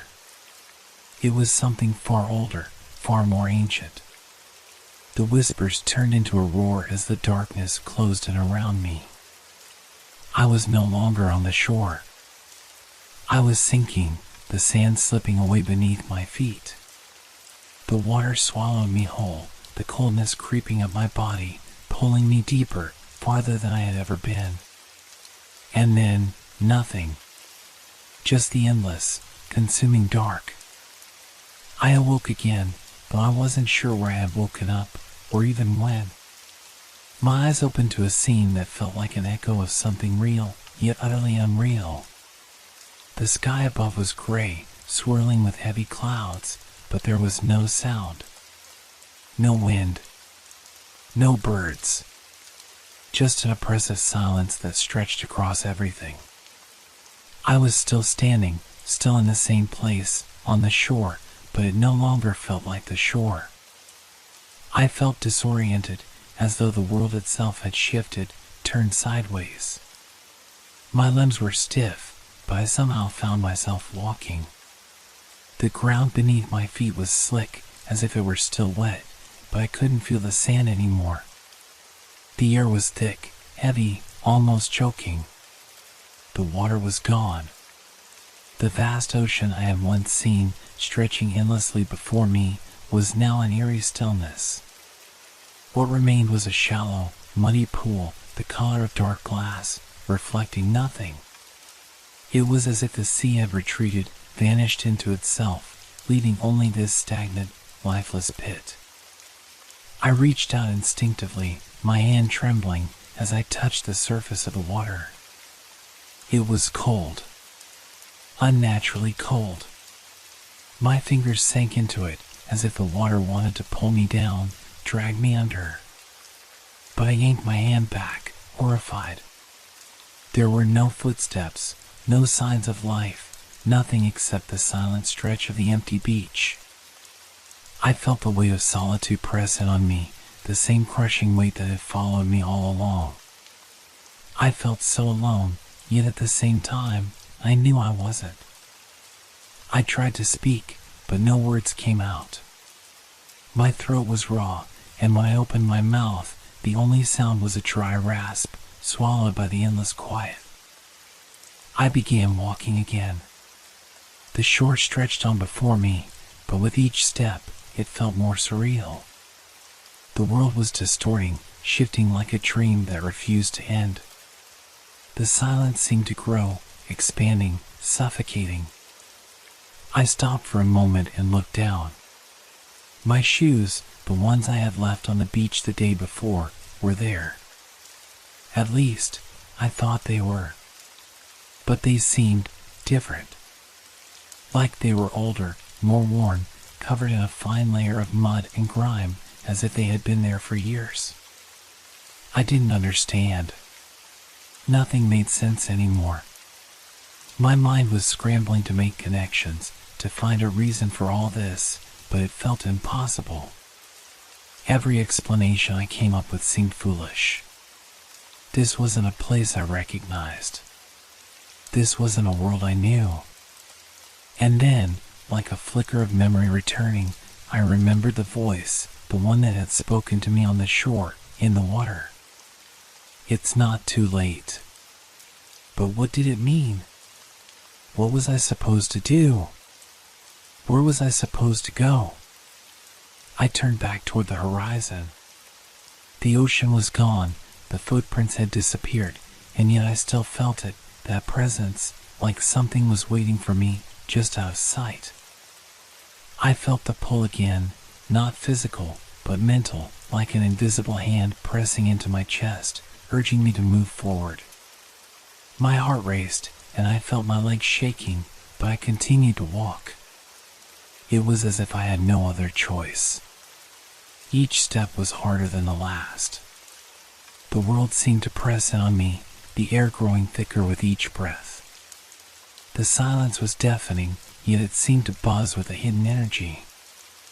I was approaching something, but I couldn't see it, couldn't feel it.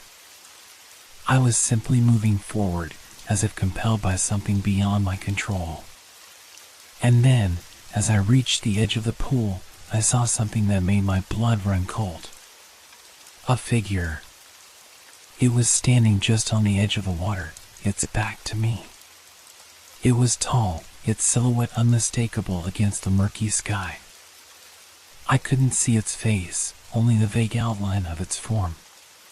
But it was unmistakable. It was the same figure I had seen in my dreams. The same one from the water.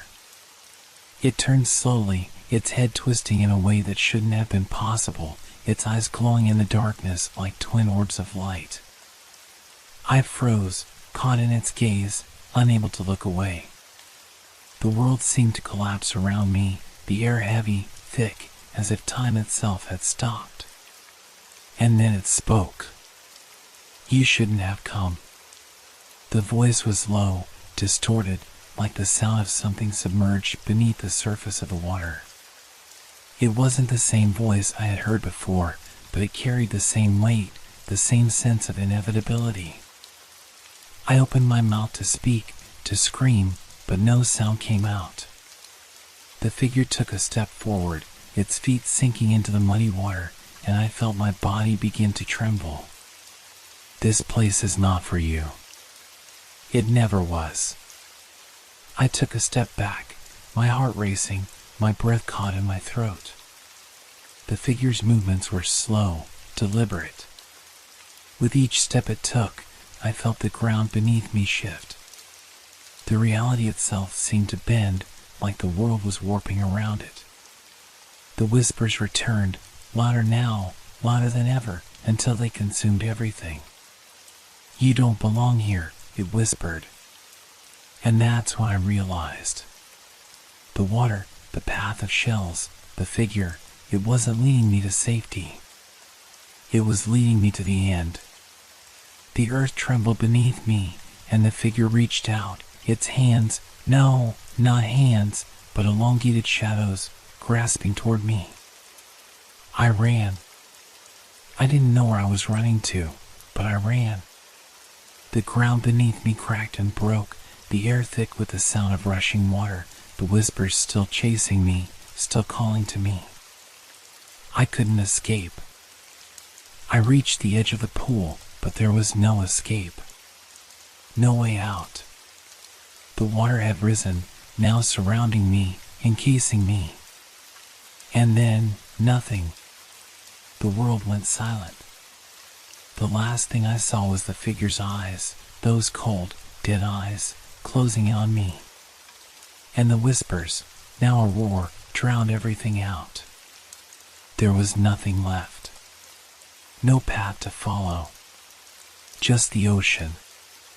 And the darkness.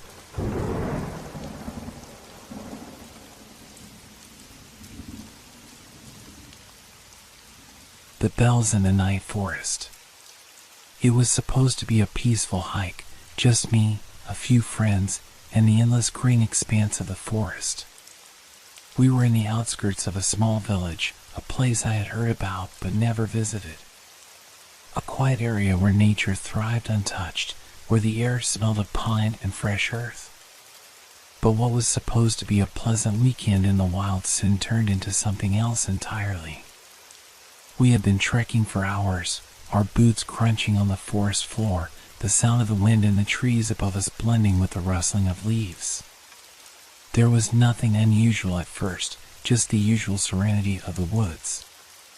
The deeper we ventured, the fewer signs of civilization we encountered. No more birds singing, no distant sounds of traffic, nothing except the occasional snap of twigs beneath our feet. Then, in the distance, we heard it. A faint sound at first, barely perceptible, like a whisper on the wind. I stopped in my tracks, listening, my friends unaware of the oddity. It came again, clear this time, soft, metallic, the unmistakable toll of bells. "Did you hear that?" I asked, turning to the group. They stopped too, looking around, their faces puzzled. "Sounds like bells," one of them said slowly, frowning. "But there's no church around here," another friend added, his voice trailing off with uncertainty. I couldn't shake the strange sensation that washed over me. Bells at this time of day? It wasn't just strange, it felt wrong. The sound seemed to come from somewhere deep within the forest, further than we had ventured. It was almost as if the forest itself was alive, calling to us, drawing us in with its mysterious tone. I tried to rationalize it. There must have been some old village or structure hidden deep in the trees, some remnant of the past. Yet, even as I tried to convince myself of that, the unease settled deeper into my chest. My thoughts began to spiral. Why hadn't we heard it before? Why now? I shook my head, trying to push the thoughts away. It was nothing. Just some odd, natural phenomenon. We continued walking, but I couldn't stop glancing around, my mind churning with possibilities. The sound came again, this time louder, more insistent.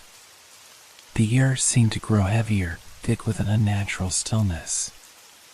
It was as if the forest had grown quieter in response to the bells, no more rustling leaves, no more birds. Just the tolling sound, distant but closing in. My feet moved quicker now, a subconscious reaction to the strange pull of the bells. My friends, sensing my unease, began to pick up their pace as well. But no matter how far we walked, the sound grew louder. It was almost as if the bells were right behind us. But there was nothing there, just the towering trees and the endless labyrinth of roots and moss. I felt the tension in the air, thick and suffocating. It was like the forest itself was holding its breath, waiting. Something was wrong, something I couldn't quite place. Every part of my body screamed that we should turn back, that this was not a place for us. I glanced back at my friends, but their faces were no longer filled with curiosity. They were pale, eyes wide with the same dread that had settled in my stomach. "Do you think we should keep going?" one of them asked, her voice barely a whisper. I couldn't answer right away. Something about the bells, those bells, felt like an omen, something we were not supposed to hear. My heart thudded louder in my chest, and I felt a coldness creeping over me, the hairs on the back of my neck standing up. "Let's just keep going," I said, though I wasn't sure if I was convincing them or myself. The sound grew louder still, and now it was unmistakable. It wasn't just bells, it was a whole choir of bells, ringing in unison, echoing through the forest with an eerie clarity. Yet the more we walked, the more I realized something. We weren't getting closer to it. It was like the bells were following us, moving with us, keeping pace just far enough that we couldn't see the source, but always present. My heart raced, my breath shallow as the forest closed in around us. "Wait," one of my friends stopped. "Look. There's something ahead." I followed her gaze. In the distance, barely visible through the thick trees, was a silhouette. Something was there, something large. My mind raced to make sense of it. A building? But no, nothing should have been there. We were in the middle of nowhere. The bells rang louder still, their eerie toll reverberating through my skull, drowning out all rational thought. My feet moved of their own accord, pulling me forward against my better judgment. As we drew closer, the shape became clearer, an old stone structure, partially covered by vines and moss, emerging from the shadows. It was a church. An ancient, forgotten church, half buried in the woods. How did this get here?" my friend whispered. We all stood there in stunned silence, staring at the forgotten church. It was as though it had been plucked from history itself and placed in the woods to remain undisturbed. The bells stopped. The silence that followed was more terrifying than the sound had been. We stood there, frozen, in the shadow of the old church. The air felt different now, thicker, colder. My breath formed a mist in the damp air, and my fingers tingled with an unnatural chill. The bells had stopped ringing, but the oppressive silence that replaced them seemed louder than anything we had heard before. I took a tentative step forward, the others following suit, although none of us seemed eager to move closer to the church. It was as if the building itself was calling to us, but not in a way that felt welcoming. No, this was more like a silent demand, pulling us in despite our better instincts. Should we go inside?" one of my friends, Mark, asked, his voice trembling. I didn't know how to respond. Something about the place felt wrong, but I couldn't quite put my finger on it. The church looked like it had been abandoned for centuries, its stone walls withered by time, the roof sagging in places, and a thick layer of ivy crawling up the sides. Yet it was eerily intact, as if it had been waiting for us. The windows were dark, giving no hint of what lay inside. "Let's just take a look," I said, trying to sound braver than I felt. I turned to the others. "We've come this far. Maybe we'll find something that explains it." Reluctantly, they nodded. We walked closer, the sound of our footsteps strangely muted on the moss-covered ground. When we reached the church's heavy wooden door, I hesitated. It was slightly ajar, the hinges creaking as if inviting us in, or perhaps warning us away. The air smelled damp, old, like earth and decay. I reached for the door, pushing it open with a soft groan, and stepped into the church. The interior was dimly lit by the weak sunlight filtering through the cracked windows. Dust motes danced in the air, disturbed by our intrusion. The wooden pews were rotting, some collapsed completely, while others still stood, though they appeared unsteady. A thick layer of dust covered everything, untouched by time, as if no one had entered in decades or longer. But it was the altar that caught my attention. In the center of the room, beneath a shattered stained glass window, stood an old, withered bell tower. It was the source of the sound we had heard earlier, I realized with a sinking feeling in my stomach. There were no bells hanging from it, but the tower itself looked ancient, its timbers groaning under the weight of history. I stepped forward, drawn to it against my will. My friends followed, albeit with more hesitation. "Do you hear that?" Mark asked in a whisper, his eyes wide. At first, I thought he was talking about the faint sounds of wind moving through the cracked windows. But then I heard it too, a soft, rhythmic thudding. At first, it was so subtle that I thought it was my own heartbeat echoing in my ears.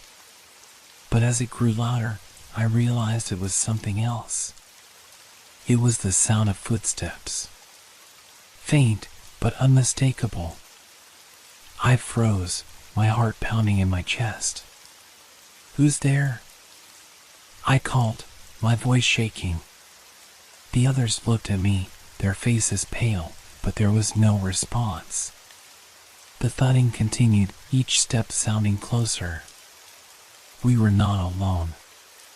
"We need to get out of here," I said, the words slipping from my mouth before I had fully processed them. "Now." But just as I turned to leave, a sound stopped me cold, the unmistakable toll of bells ringing out, louder than before, echoing through the stone walls of the church. It was deafening, like an alarm blaring in the middle of the night, and for a moment, I couldn't move, couldn't think. The others looked at me, their faces filled with the same terror I felt. "What the hell is going on?" one of them gasped, his voice barely audible over the ringing. I didn't have an answer. I wanted to run, to turn and escape, but my feet felt like they were glued to the ground. It was as if something was holding me here, forcing me to listen to the bells, to feel the weight of the air closing in around me. And then, as suddenly as it had begun, the ringing stopped. The silence that followed was so absolute, so suffocating, that it felt like the entire forest had gone still. Even the wind had stopped blowing. I could feel the tension in the air, thick and palpable, and I turned slowly, my eyes searching the dark corners of the room. That was when I saw it. A figure, standing in the doorway leading to the bell tower. It was impossible to make out any details, just a shadow, dark against the faint light from the windows. But I could feel its presence, looming and watching, as if it had been there all along, waiting for us to notice. "Who's there?" I asked again, my voice trembling. The figure didn't move. It didn't answer. It just stood there, silent and still. I felt a surge of panic. "We have to leave, now." I turned to the door, but as I moved toward it, I heard the unmistakable sound of the bell tower creaking, as if something was stirring within it. Suddenly, there was a flash of movement, too quick for my eyes to follow. A dark shape darted across the room, and I stumbled back in shock, falling into one of the crumbling pews. My heart raced as I scrambled to get up, but the door was blocked now. The figure was no longer in the doorway, it was inside the church, moving toward us. We were trapped. The sound of footsteps grew louder again, the air growing colder. The bells began to ring once more, their sound louder and more frantic than ever before. I knew in that moment there was no escape. Something had been waiting for us, something that would not let us leave. And whatever it was closing in on us, step by step. I could feel the darkness pressing in from all sides, the weight of the centuries-old church bearing down on me. The walls seemed to close in, and I realized there was no way out. The bells tolled one last time, and everything went black. I don't know how long I was unconscious. Time felt irrelevant, like it no longer existed in that place. My mind was a haze of fragmented images, whispers, shadows, the tolling of bells. The ringing was constant, even in the darkness, and every time it echoed, my heart seemed to beat a little faster, a little more desperately. When I finally came to, I was lying on the cold, hard floor of the church. The air around me was thick with dust and decay, but there was something else, too, a faint, sweet scent that I couldn't quite place. It was overpowering, almost nauseating. I struggled to sit up, my head spinning. I blinked rapidly, trying to focus on my surroundings, but everything felt distorted, as though the very air had changed. The church was still the same, old, broken, abandoned, but it was as if it had come alive in the night. The shadows stretched unnaturally across the walls, twisting and shifting like they had a mind of their own. I pushed myself to my feet, my legs shaking, and looked around for the others. They were gone. I called out their names, but the only sound that met my ears was the faint rustling of the wind outside, now calm and still. The bell tower was silent once more, but I could still feel the vibrations of its tolling deep in my chest. Where were they? My mind raced as I moved toward the door, my body moving on autopilot. I reached out and pushed it open, but what lay beyond wasn't what I expected. The forest outside, once thick and impenetrable, had changed. It was no longer a place of trees and underbrush, but an endless, twisted labyrinth of paths that seemed to shift and change with every step I took. I was standing on the edge of something. I could feel it, a boundary that had been crossed, a line that should not have been disturbed. The air was colder now, and the sun had disappeared behind a thick curtain of cloud, plunging everything into twilight. I felt a deep unease settle on my stomach as I stepped forward, my feet crunching against the dry leaves underfoot. I turned back to the church, but it wasn't the same either. The once quiet, decaying building had transformed, its outline growing darker, more menacing. The windows, which had been cracked and lifeless, now seemed to pulse with an eerie glow, casting faint, shifting shadows across the landscape. The bell tower loomed high above, an ancient silhouette against the now black sky. The bells rang once more, but this time they were different. Instead of a rhythmic toll, they were frantic, urgent, as though something, or someone, was calling me. My heart skipped a beat, and I felt a cold sweat break out across my forehead. Without thinking, I started walking toward the church, my steps slow and deliberate. I couldn't shake the feeling that I was being drawn back into it, pulled by an unseen force, a force I didn't fully understand. As I crossed the threshold of the church again, the temperature seemed to drop even further. I shivered, my breath coming in short, panic bursts. Something was wrong. I knew it now. The church wasn't just a building, it was a gateway, a place between worlds. I could feel it, like a weight pressing on my chest. I took a deep breath and forced myself to move forward, past the altar and toward the bell tower. The closer I got, the stronger the feeling of dread became. It was like a heavy, suffocating presence that hung in the air, making it hard to breathe, to think. Then I saw it. At the base of the bell tower, there was a door. It was old, like everything else in the church, but there was something different about it. The wood was dark, smooth, untouched by the rot that covered everything else. And in the center of the door, there was a symbol, a strange, almost ancient carving that I didn't recognize. It pulsed with a faint, unnatural glow. I reached out, my hand trembling, and touched the door. The moment my fingers made contact, I felt a jolt of energy rush through me. It was like an electric shock, a sudden surge of power that made my whole body tingle. I gasped, pulling my hand back, but the door didn't open. But the ringing, the bells, were growing louder again. It wasn't just the sound of bells anymore. There was something else mixed in, something darker, like a low hum beneath the ringing, a voice that seemed to be speaking through the chimes. I turned, panic rising in my chest. I had to get out. I had to find the others. But the doors to the church slammed shut with a deafening bang, trapping me inside. I looked around, but there was no escape.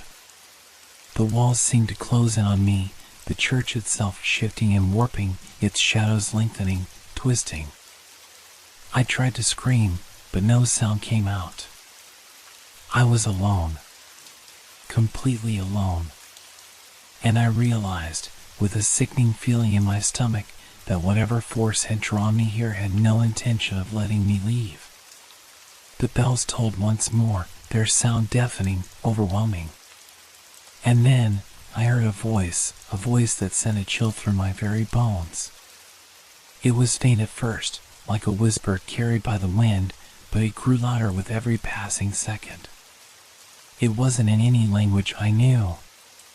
It was an ancient, guttural sound, a language that seemed to vibrate through the very air itself. And then, just as suddenly as it had begun, it stopped. The silence that followed was unbearable. I turned slowly, my heart racing, to find myself face to face with something that should not have been there. A figure, cloaked in shadow, standing just beyond the altar. Its form was indistinct, its features hidden in darkness, but I could feel its presence. It was as if it were part of the church itself, a being born from the very walls and stones. It was watching me. The bells rang once more, and the figure stepped forward. The figure moved closer, its shape blurring with the shadows, as if the darkness itself was part of it.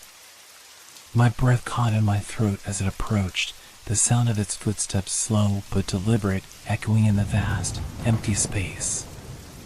The air grew colder with each step, and I felt a coldness creeping into my bones, a chill deeper than anything I had ever known. It wasn't just the temperature, it was as if the very essence of the place was sucking the warmth from me. I should have run. My mind screamed at me to escape, to get out of this nightmare before it was too late. But my legs refused to move. I was frozen, caught in the gaze of something that I couldn't fully comprehend, something that didn't belong in this world. Its presence was suffocating, the weight of it pressing down on me, making it hard to breathe. The bells had stopped, but their ringing still echoed in my ears, louder now, like a pulse in the back of my skull. I could feel the vibrations deep within my chest, as if they were part of me. But this figure, it was something else. It was no longer just a shadow. It was real. It was coming for me. I tried to scream, to call out for help, but no sound escaped my lips. My voice had been stolen, just like everything else in this cursed place. The figure reached the altar and stopped, standing tall and still, like a statue carved from the darkness itself. It seemed to loom over me, its presence filling the space, making everything feel small, insignificant. There was a low hum now, almost imperceptible, vibrating in the walls, the floor, the very air I breathed. And then it spoke. The voice was not human. It was a guttural, deep sound, as if it came from the very bowels of the earth itself. It rattled my bones, sending a wave of terror through me, shaking me to my core. I could barely make out the words. It wasn't in any language I had ever heard, but somehow I understood. It wasn't a question. It wasn't an invitation. It was a command. You should not have come. The words were thick with malice, and I could feel their weight pressing down on me. I wanted to turn and run, but my legs still refused to obey. The air was thick, too thick to breathe, and every muscle in my body screamed in protest. I could hear the sound of my own heart, frantic and rapid, like a drumbeat echoing in my ears. I tried to move again, but I couldn't. My body was frozen, paralyzed by some unseen force, my mind a swirling mess of panic and confusion. I couldn't understand what was happening, but I knew deep down that this wasn't just some strange hallucination. This was real. And whatever this thing was, it was not going to let me leave.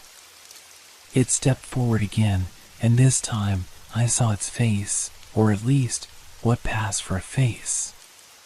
It was a black void, a swirling mass of shadows, with no eyes, no mouth. Just an empty, swirling darkness that seemed to pulse and twist with each movement. It reached out toward me, its hand stretching toward my chest, and in that instant, I felt something cold and sharp brush against my skin. It was like 1,000 needles, piercing through my flesh, freezing my very soul. And then, just as quickly as it had come, the figure stopped. It was silent now, the hum of the bells faded into nothingness. The coldness remained, though. It was inside me now, in my very bones, and I couldn't shake it. Why? I managed to whisper, my voice weak, barely audible. Why are you doing this? The figure didn't answer. It simply stood there, watching me, as though I were nothing more than an insect to be studied. I could feel its gaze even though it had no eyes. It was suffocating, like being trapped in a room with no escape. And then, the ground beneath me shook. I stumbled, falling to my knees as the church groaned and cracked. The walls trembled, the bell tower above us rattled as if something inside it was waking up, something ancient and powerful. The air turned thick again, and the temperature dropped even further, until I could see my breath puffing in the frigid air. The bells rang once more, but this time they were not the same. They were frantic, wild, like the sound of an entire church being pulled apart. The noise filled my head, drowned out all other sounds, until it was the only thing I could hear. And then, from deep within the bowels of the church, came a voice. A voice that was not the figure's, but something else, something far older, more ancient. Leave or remain. I couldn't tell where the voice was coming from, but it was inside my head now, whispering directly to my thoughts. It was pulling at my mind, twisting it, making me question everything I knew. Leave or remain. The ground shook again, and this time I could feel it beneath my feet. The church was shifting, like it was alive, like it had a will of its own. The very foundation of the building seemed to tremble, and I realized that it was no longer just a church, it was a living entity. My heart pounded in my chest, and I fought against the fear creeping in. I had to make a choice. But what was the choice? Leave and face whatever was waiting outside, or remain and risk what? The figure reached out again, this time placing a cold, skeletal hand on my shoulder. The touch sent a shock through me, a jolt of fear that made my skin crawl. The darkness was closing in. I turned, finally breaking free from the paralysis that had held me in place. My legs were unsteady, but I forced myself to stand and stumble toward the door. The bells were still ringing, their frantic tolls reverberating through my chest. I couldn't escape the sound. I grabbed the door, pulling it open with all my strength, and stepped into the night. But the forest was not the same. The trees were twisted, the path had disappeared, and the world beyond the church was dark, unreachable. The figure had followed me. And now, there was nowhere left to run. The door slammed shut behind me with a force that rattled my teeth. The echo of the wooden frame hitting its threshold reverberated in the air, but it wasn't the door that frightened me. It was the silence that followed. It was an eerie, oppressive silence, broken only by the faint rustling of the trees, and even that sounded distant, like I was hearing it from underwater. I turned, heart pounding, looking for the familiar path that had once led me to this place, but there was nothing. The forest was dark and unfamiliar, the trees twisted in unnatural shapes. They leaned in closer, their branches clawing at the sky like skeletal hands reaching out to snatch me away. I felt the weight of the church behind me, though I couldn't see it anymore. It was like it had sunk into the earth, leaving nothing but a memory, an impression of something that shouldn't be there. A part of me knew it was watching me, even if it no longer had a visible presence. That feeling of being observed, of being hunted, hadn't left. My breath came in shallow gasps. I stumbled forward, knowing I needed to move, to find an escape, but every step I took felt heavier. The forest seemed to close in around me, and the trees whispered in a language I couldn't understand. The wind carried with it something foul, a scent of damp decay, of ancient things that had been hidden for far too long. I could hear them now. The bells. They weren't distant anymore. They were right behind me, louder than ever before, their chimes ringing through the very air. They reverberated in my skull, making my thoughts fray at the edges. The sound was no longer just a sound, it was a presence. A force. It was pulling at me, dragging me back toward the church. I spun around, eyes wide with terror. The bell tower was there. It had appeared without warning, standing imposingly in the clearing, its bells swinging wildly, tolling in frantic, disjointed rhythms. But this wasn't the bell tower I had left. This was something far worse. Its walls were cracked and worn, as though the passage of time had been cruel to it. The structure seemed to breathe, pulsing with every chime, every vibration. The darkness around it seemed to cling to the walls, as if the very shadows were alive. My legs locked in place again. I couldn't move. My mind screamed at me to run, but my body refused to obey. I felt an overwhelming presence, like 1,000 eyes were watching me, judging me. The cold was unbearable now, seeping into my skin, my very soul. And then, from within the bell tower, came that voice once more. Return, it said, but this time the voice was different. It was low, a whisper barely above the wind, but it had a clarity to it that cut through the chaos. Return, or become part of what you have disturbed. The air around me seemed to vibrate with the power of the words. They felt like a curse, an order I could not ignore. I turned my head slowly, unwilling to face it but unable to escape its grasp. The figure, the shadow, was there again, standing just beyond the reach of the trees. I could feel its gaze on me, but I refused to look directly at it. Its shape was indistinct, but it was real. It was no longer a shadow. It had form now. It moved forward with unnatural speed, its body a blur of blackness and shadows, merging with the night. I could feel it getting closer, the space between us shrinking, and I knew that it would reach me before I could take another step. Panic surged through me, hot and fierce, and for a moment, I couldn't think, couldn't breathe. I turned and ran. My feet flew over the uneven ground, branches whipping at my face, the ground slipping beneath my feet. I could hear the bells again, ringing louder and louder, but this time they were not just ringing in my ears. They were inside my head. Each toll reverberated through my mind, pushing me further into madness. I had no idea where I was going. I didn't know if there was anywhere left to go. The forest had turned into a labyrinth, an endless maze of trees and shadows. No matter how fast I ran, the forest seemed to shift, to twist, making the path impossible to follow. The figure was still behind me. I could feel its presence growing stronger, the air growing thicker with its weight. I stumbled, falling to my knees, gasping for breath. My body was numb, my mind fogged with terror. I had to keep moving. I had to find a way out. But the bell tolls were deafening now. I could feel them in my bones, shaking my very core. They weren't just tolls anymore, they were commands, warnings.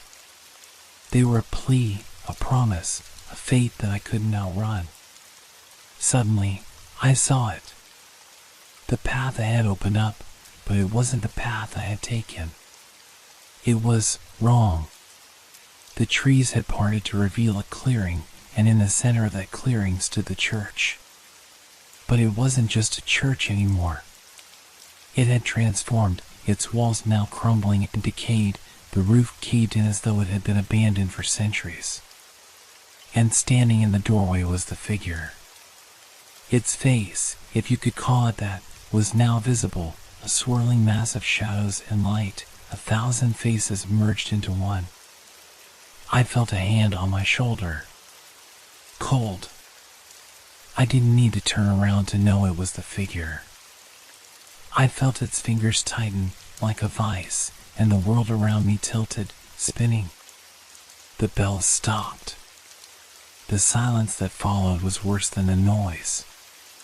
It was oppressive, heavy, like something was waiting for me in that void. "Come," the figure whispered, its voice filling my thoughts. "The church has always been here. It was always waiting for you." I tried to scream, but no sound came out. The figure pulled me toward the church, toward the darkness. And then, there was nothing.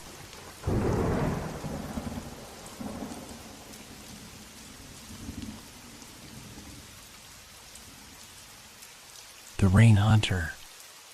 It was an ordinary morning, or so it seemed. I woke up to the soft patter of rain against the window, the comforting sound that has always made me feel at home. The storm had passed through the night, leaving the air thick with moisture and the scent of wet earth. I was alone in the house, something I had grown used to over the years. My wife had left months ago, and the silence in this place had become my companion. I stepped outside, pulling on my boots, ready for the usual post-rain walk. There was something about the fresh scent of the earth, the damp wood of the trees, and the quiet rustling of leaves that always helped clear my mind.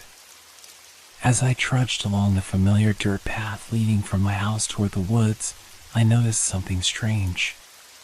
Footprints. At first, I thought they were just the remnants of someone else's walk, maybe a neighbor or a hiker who had passed through. But as I moved closer, I realized the tracks were too fresh, too clear, and they seemed to be heading directly into the woods. I froze. The prints weren't typical. The toes were unusually large, and they were deep, so deep, in fact, that they looked unnatural. I tried to reason with myself. Maybe it was some kind of animal, perhaps a deer or a bear. But no, these tracks were too human-like. I knelt down and inspected the ground. The footprints weren't filled with water as they should have been, not after a night of rain. The wet soil should have absorbed the moisture, but there they were, pristine, undisturbed, as if they had just appeared. I stood up, my mind racing with confusion. Was someone out here, or was something else at play? My thoughts began to spiral. I couldn't make sense of it, but my gut told me I should follow them. The thought lingered, a strange compulsion that tugged at me, pulling me toward the trees. The path ahead was uninviting, the dense forest growing darker as I ventured deeper. The footprints seemed to disappear into the thick underbrush, their edges blending with the shadows of the trees. My heart began to pound faster with every step I took. It wasn't long before I lost sight of the prints entirely. But the feeling that something was watching me never left. The forest around me seemed to shift, its sounds growing distant, muffled by the pounding of my own heartbeat in my ears. I shouldn't have gone further. I knew that. But there was a pull, something I couldn't explain. The rain had stopped, leaving the forest heavy with a strange stillness. The wind barely moved the branches above me. And then, just as I was about to turn back, I heard it. A soft rustling behind me, like footsteps. But no one was there. I spun around, my breath caught in my throat. The forest was empty. I shook my head, trying to convince myself it was nothing more than the wind playing tricks on me. But deep down, I knew something was wrong. I could feel it. And I could hear it too, the faintest sound, like the echo of footsteps, always just a little too close. I turned to leave, but then something caught my eye, a glint of something in the distance. A shape, half hidden by the trees. I couldn't make it out at first, but as I took a step toward it, my pulse quickened. The church. It wasn't far, but it had never been there before. I had walked through this part of the woods hundreds of times, and I would have remembered a church. But there it was, sitting in the shadows of the trees, its stone walls weathered and covered in moss. The steeple loomed tall, almost as if it had always been waiting for me. I blinked, trying to clear my vision. Had I somehow missed it? Or was it something else? The feeling of dread grew heavier in my chest, and my mind screamed at me to leave. But something kept me rooted to the spot, staring at the building that shouldn't be there. And then, I saw it, footprints. The same footprints, leading right up to the church. The wind picked up, and the once familiar rustling of the trees seemed to shift. I looked down at my feet. The prints, those strange human-like tracks, were everywhere now, as if they had always been there, waiting for me to notice them. And then, as if in answer to the question I hadn't even spoken, a bell tolled. It was deep, resonating in my bones, a sound I had never heard before, yet it felt eerily familiar. My body froze, my legs unwilling to move as the bell rang again, louder this time, calling me. I don't know why, but I followed the tracks. The closer I got to the church, the colder the air became. The bell rang again, and the door to the church creaked open, slowly, as though it had been waiting for me to come closer. Something was drawing me in, something I couldn't explain. But I had to know. I stepped forward. It started innocently enough. A quiet evening after a light rainstorm. The kind of rain that washes everything clean, leaving the world with a fresh, damp smell. I had grown used to these small rains living in the old house on the edge of the forest. The world around me was peaceful, untouched by time, a place where the forest met the fields and the sky stretched wide. But it wasn't the rain that caught my attention that evening. It was the footsteps. They weren't there before. I'd stepped outside after the storm, as I often did, to check on the garden and the small shed where I kept my tools. The ground was soft, saturated with water, and the mud squelched beneath my boots as I made my way around the house. It was a routine I had done hundreds of times. But this time, something was different. There, in the soft earth near the corner of the house, were clear prints, footprints, barefoot, deep enough to show the pressure of a person's steps. But here's the strange part, they didn't lead away from the house. They led toward the forest, and not in a random, haphazard pattern. No.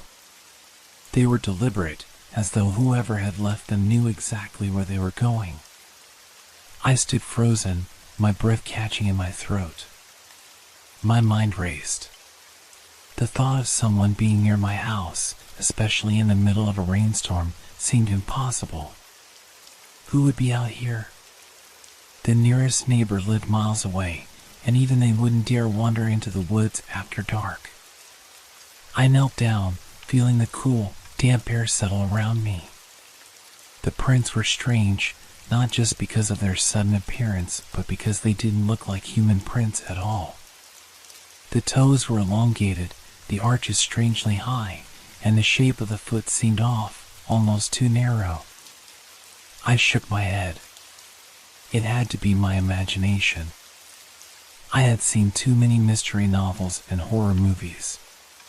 But still, I couldn't help but feel that uneasy sense of dread creeping up my spine. I glanced toward the forest, where the footprints seemed to vanish into the shadows.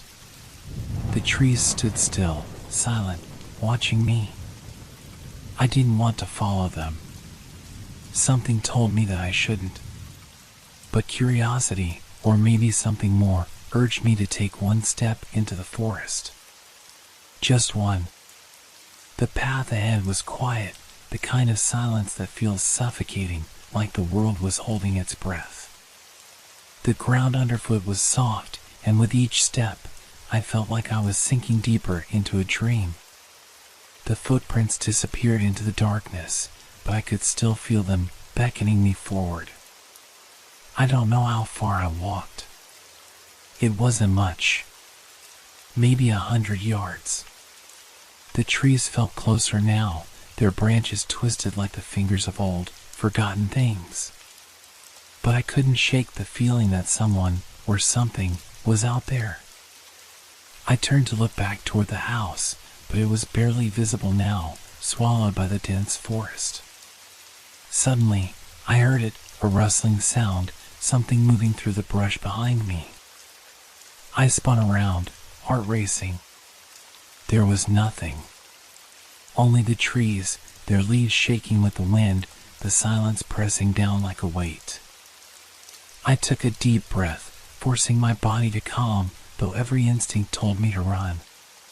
But I didn't. I stayed there, standing in the middle of the forest, with nothing but the sounds of nature and my own heartbeat to keep me company. And then it happened again. The rustling, only closer this time. I turned to face it, but still, there was nothing. No figure, no movement, just the heavy silence that seemed to hang in the air. My skin prickled, the hairs on the back of my neck rising. This wasn't right. The footprints weren't right. Nothing was right. I turned, deciding I had had enough. I was done with this strange, unsettling game. I needed to get back to the safety of my house, but as I started to walk away, the sound of footsteps, real, unmistakable footsteps, echoed through the trees. They were following me. Not my footsteps, but someone else's. I quickened my pace, trying not to panic. My breath came in ragged gasps, my eyes darting around for any sign of movement. But I didn't see anything. There was only the sound of footsteps behind me, keeping pace, getting closer. I stumbled forward, the fear rising in my chest like a tidal wave. Was it a person? Was it some kind of animal? No, the prints weren't right for either. They had been so strange, so unnatural.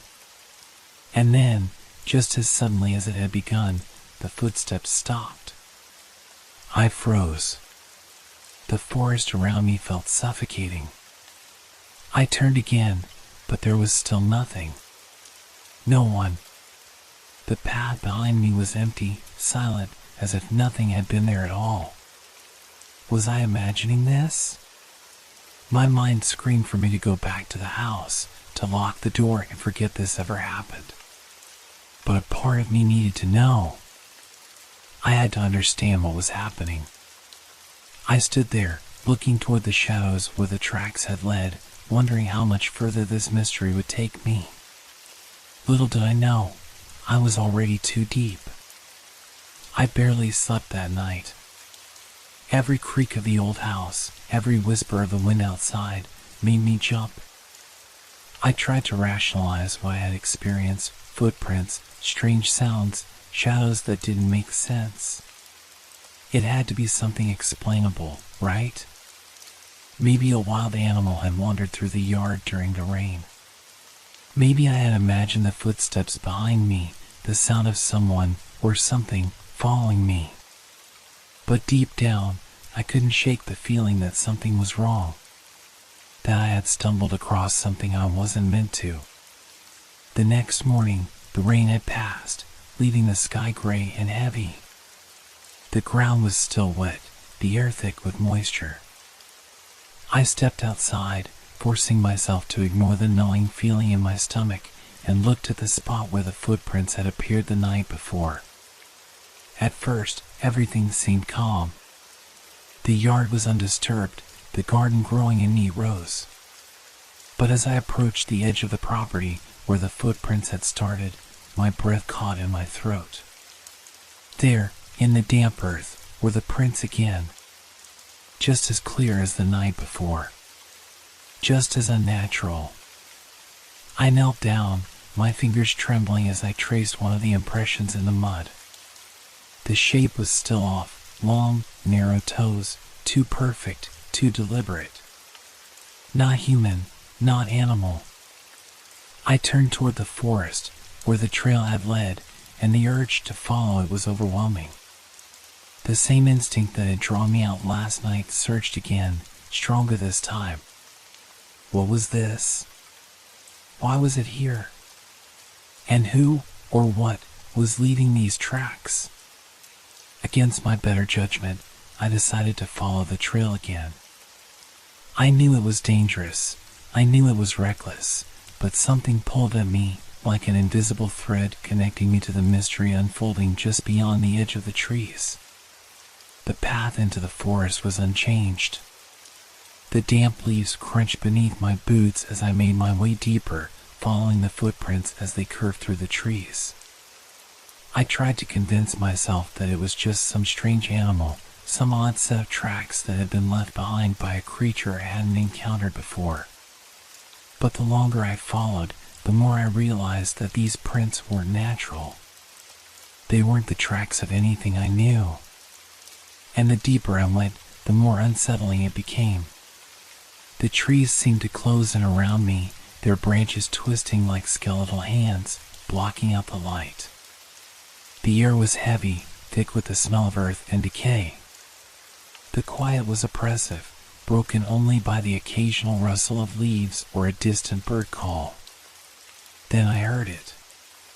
A low, guttural sound, like the growl of something large, something wild. It came from up ahead, somewhere in the darkness of the trees. My heart skipped a beat, and I froze, my hand instinctively reaching for the knife I always carried with me when I ventured into the woods. I waited, straining to hear any other sounds. But the forest was still.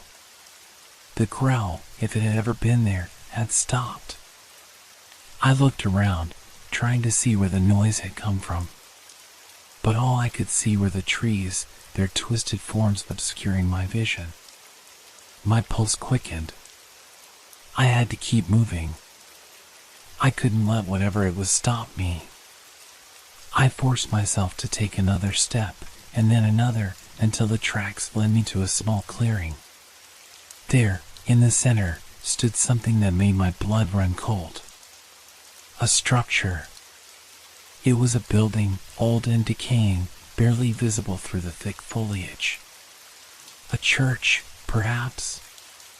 The roof was caved in, the walls cracked and weathered. The stone steps leading up to the entrance were slick with moss and overgrown vines. I had never seen anything like it before.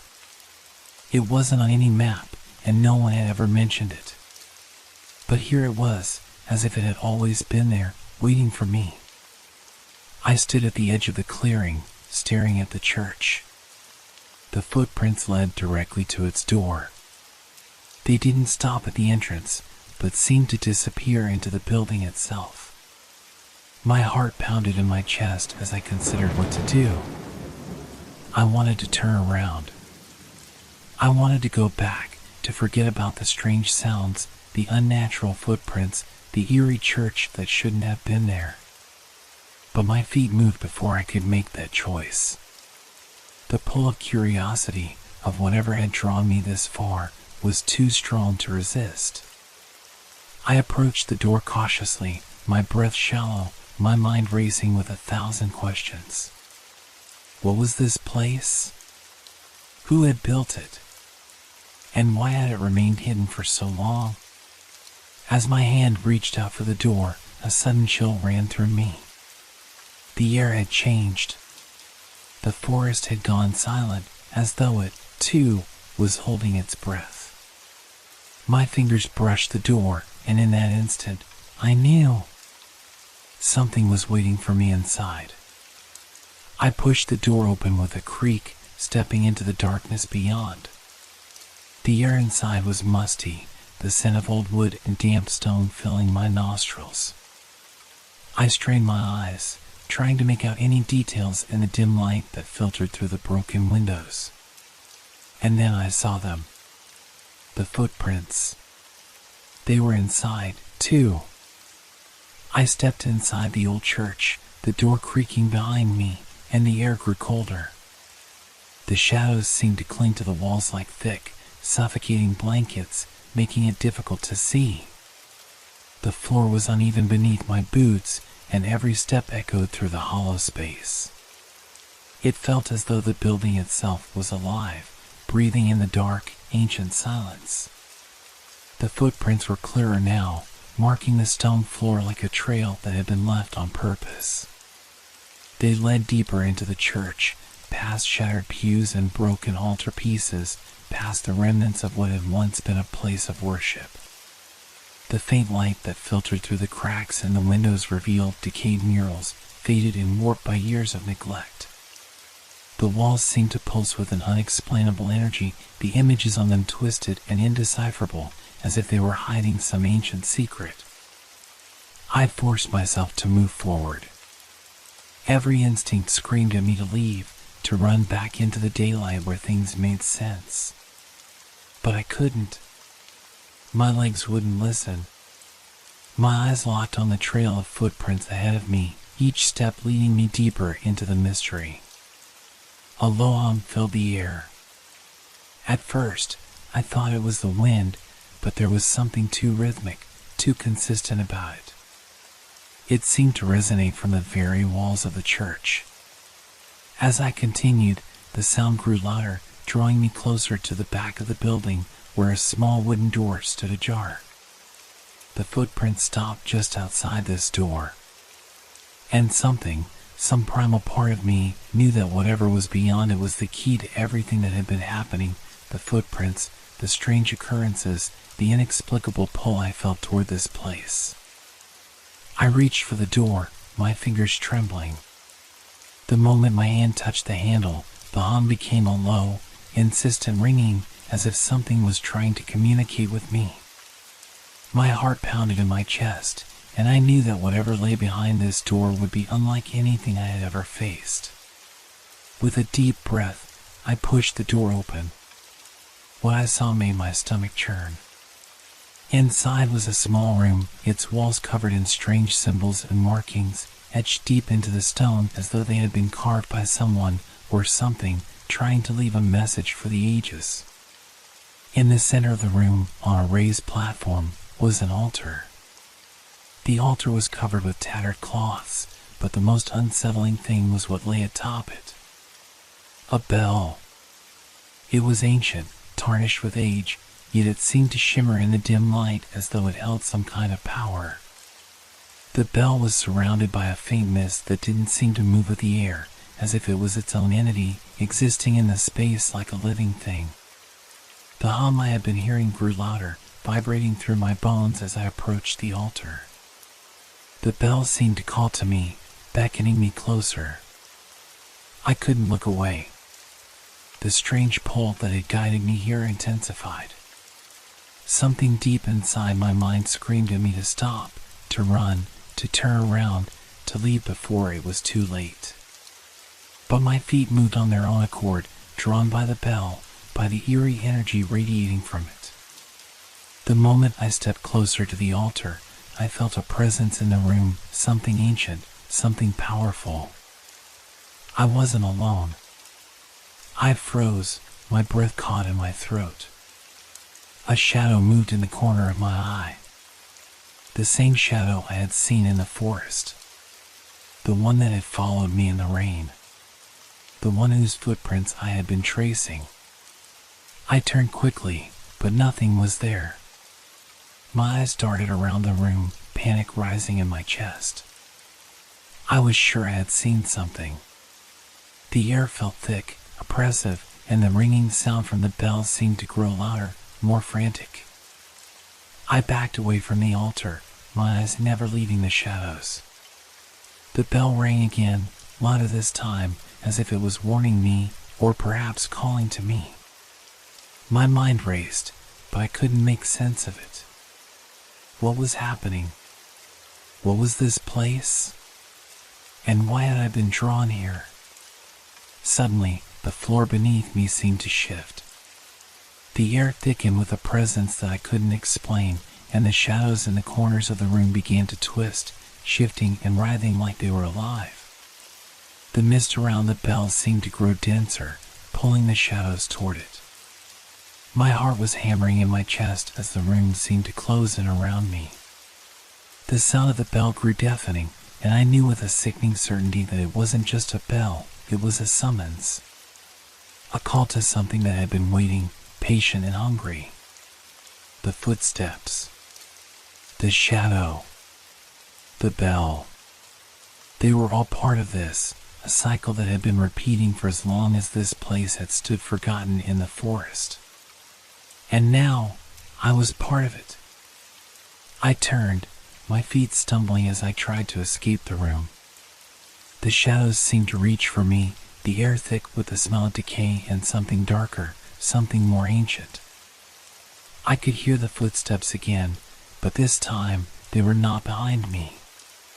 They were ahead of me, in the dark corners of the room, moving closer with every heartbeat. I ran. The door slammed shut behind me, trapping me in the church once again. But I could still hear them, the footsteps, coming closer, getting louder. The bell's ringing had stopped, but its echo remained, reverberating through the very walls. I had to escape. I had to leave before it was too late. But I had a sinking feeling that no matter how far I ran, no matter how hard I tried, the forest was never going to let me go.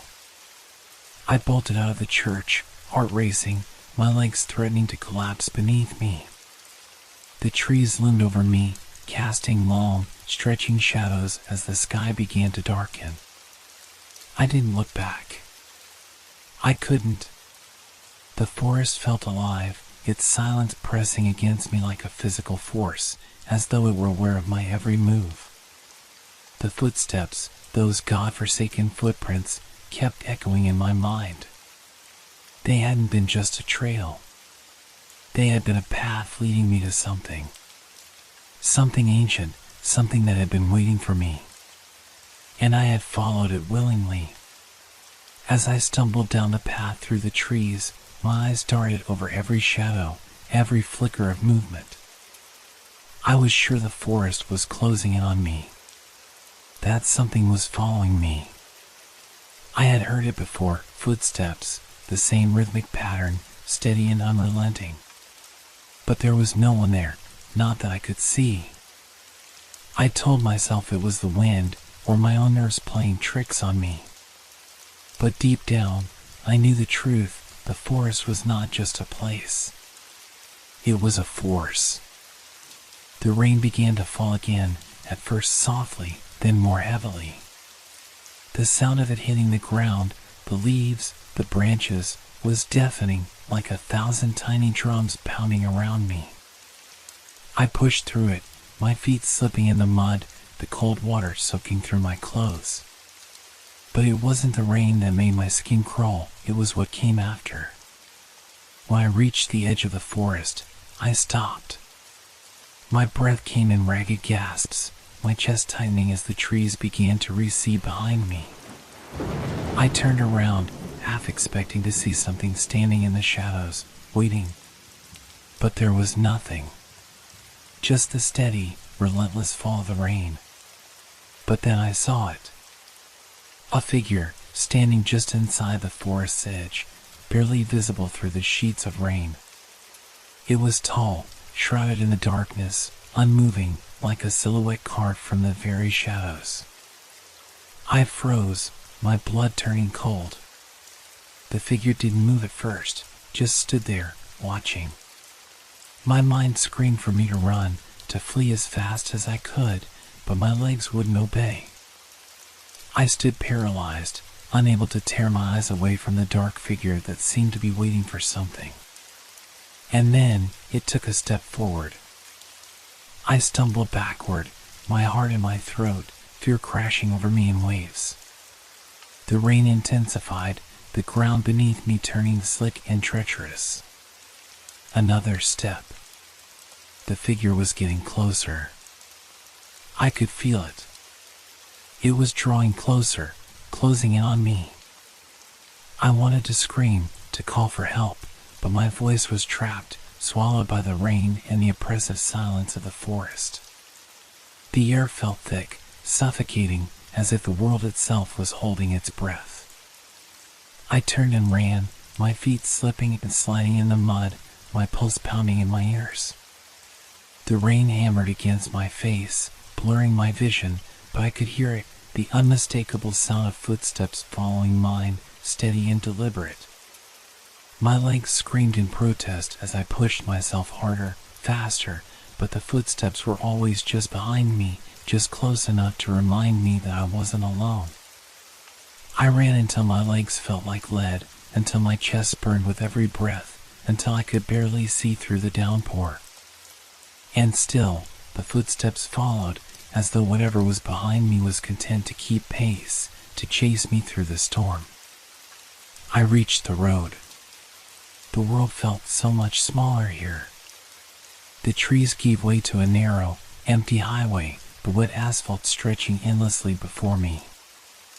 I kept running, not stopping, not looking back, until my body gave out. I collapsed onto the road, gasping for air, my heart racing. The rain soaked through me, but I didn't care. I was out. I had escaped. I was free. But as I lay there, trying to catch my breath, I felt it. The unmistakable sensation of being watched. I looked up, my vision blurry from exhaustion, and there it was again, standing in the rain, on the edge of the woods. The figure. This time, it was closer. I could see it more clearly. It was no longer just a silhouette. Its features were impossible to make out, shrouded in darkness, but there was a sense of something wrong about it. It didn't belong here. I staggered to my feet, panic surging in my chest. My mind screamed at me to run again, to keep going, to get away from it before it was too late. But then, the bell rang. At first, it was distant, barely audible over the rain. But it grew louder, clearer. And I knew, with a sickening certainty, that it was the same bell. The one from the church. The one that had pulled me into this nightmare. I turned and ran, not even knowing where I was going, but I couldn't stop. My legs were moving on their own, the sound of the bell ringing in my ears, drowning out everything else. The footsteps behind me grew louder, the sound of them becoming a maddening chorus in my mind. I couldn't escape. I couldn't outrun it. It was everywhere. The rain intensified, the world around me becoming a blur of water and shadows. And then, just as I thought I couldn't take it anymore, I felt it, a cold hand on my shoulder. I froze, unable to move, unable to scream. The bell continued to ring, its sound growing louder, deafening, until everything around me was swallowed by it. And then, there was nothing. The footsteps stopped. The bell fell silent. the rain ceased. I turned around, my breath ragged, my heart pounding in my chest. But the figure was gone. The road was empty. And in the silence of the storm's end, I realized the truth. I had never escaped.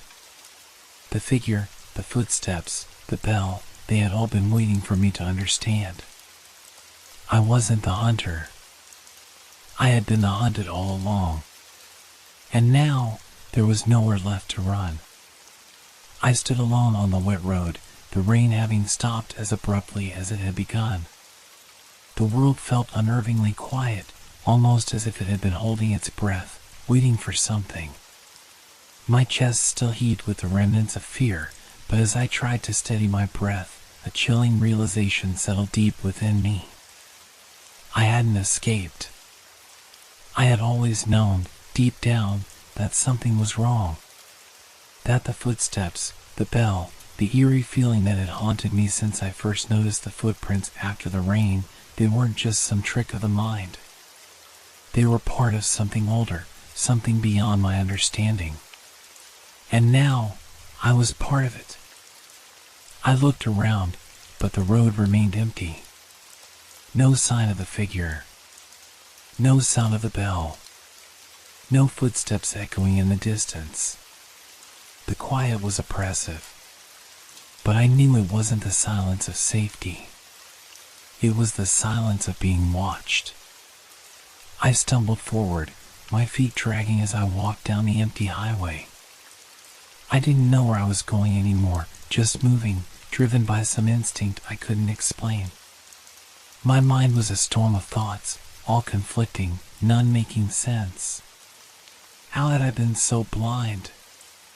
All this time, I thought I was investigating the mystery, trying to uncover the truth about the strange footprints. But the truth wasn't something you could understand. It was something you became part of. My hand shook as I reached for my phone, half expecting it to be dead, but to my surprise, it was still working.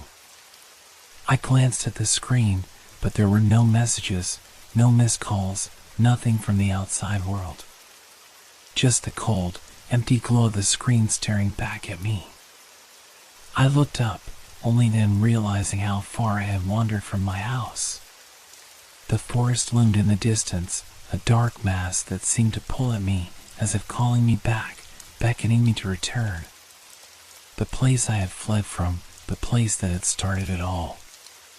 But I knew now, as I stared at that twisted edge of the woods, that I couldn't run anymore. I couldn't escape. The rain would return. The bell would ring again. And those footsteps would follow me, always just behind me, always just out of sight. I had tried to outrun it, tried to leave it behind, but it had followed me. The forest had found me, and now it was part of me. The footprints weren't just a sign of the past. They were a mark of possession. They were a record of what I had become. And then, as if to confirm my thoughts, the ground beneath me shifted. I froze, my heart leaping into my throat. At first, I thought it was just the rain-soaked ground settling, but then I felt it again, a tremor, small but undeniable, beneath my feet. Something was moving beneath the earth. The bell rang, faint but clear, distant but unmistakable. It was calling me back. Back to the forest. Back to the beginning. I turned toward the woods, the dark silhouettes of trees standing like sentinels, waiting. A cold shiver ran down my spine as I began to walk toward them. It was no longer a question of whether I would return. It was inevitable. As I stepped into the forest, the temperature seemed to drop. The air became heavier, the scent of earth and wet leaves surrounding me. The footsteps, the ones I had thought were my own, were still with me. I could hear them, almost as if they were synchronized with mine, each step a whisper in the rain-drenched silence. The trees pressed in around me, their branches twisting like skeletal fingers. The bell tolled again, louder now, as if coming from the very heart of the forest. I couldn't explain it. I couldn't understand it. But I knew one thing: I had crossed a threshold, and there was no turning back. As I ventured deeper into the woods, I felt a presence behind me, close but not quite visible. I was no longer alone. I never had been. The footsteps were more than just a sign. They were a connection, an invitation, a call to something older, something that had been waiting. The silence of the forest was broken only by the distant tolling of the bell, each ring reverberating through the trees like the heartbeat of something vast and ancient. And then I saw it. The church. It stood in the clearing, just as it had in my nightmare, the spires dark against the gray sky. It hadn't been there before. Or had it? I couldn't tell. It felt like a place I had been to many times, and yet I had never seen it until now. I approached cautiously, every step heavy with a sense of inevitability. As I drew closer, the door creaked open by itself, as if waiting for me. Inside, the shadows seemed to writhe, and the scent of damp stone filled the air. The bell tolled once more, its sound now so close it felt like it was ringing directly in my ears. And then, there it was, the figure. The same one that had followed me through the rain, through the forest. It was standing at the altar, its silhouette barely discernible in the dim light, motionless, waiting. I wanted to turn and flee, but something held me in place. The footsteps behind me had stopped, but I knew they hadn't gone away. They were still there, woven into the fabric of the forest, part of the earth, part of me. The figure turned slowly, and I could see its face now, but not clearly, just enough to know that it wasn't human. The eyes were hollow, black pits, and the smile, if it could be called that, was nothing more than a void. The bell tolled again, and I understood, as the darkness rushed in around me, that I had come home. There was no escape. Not anymore.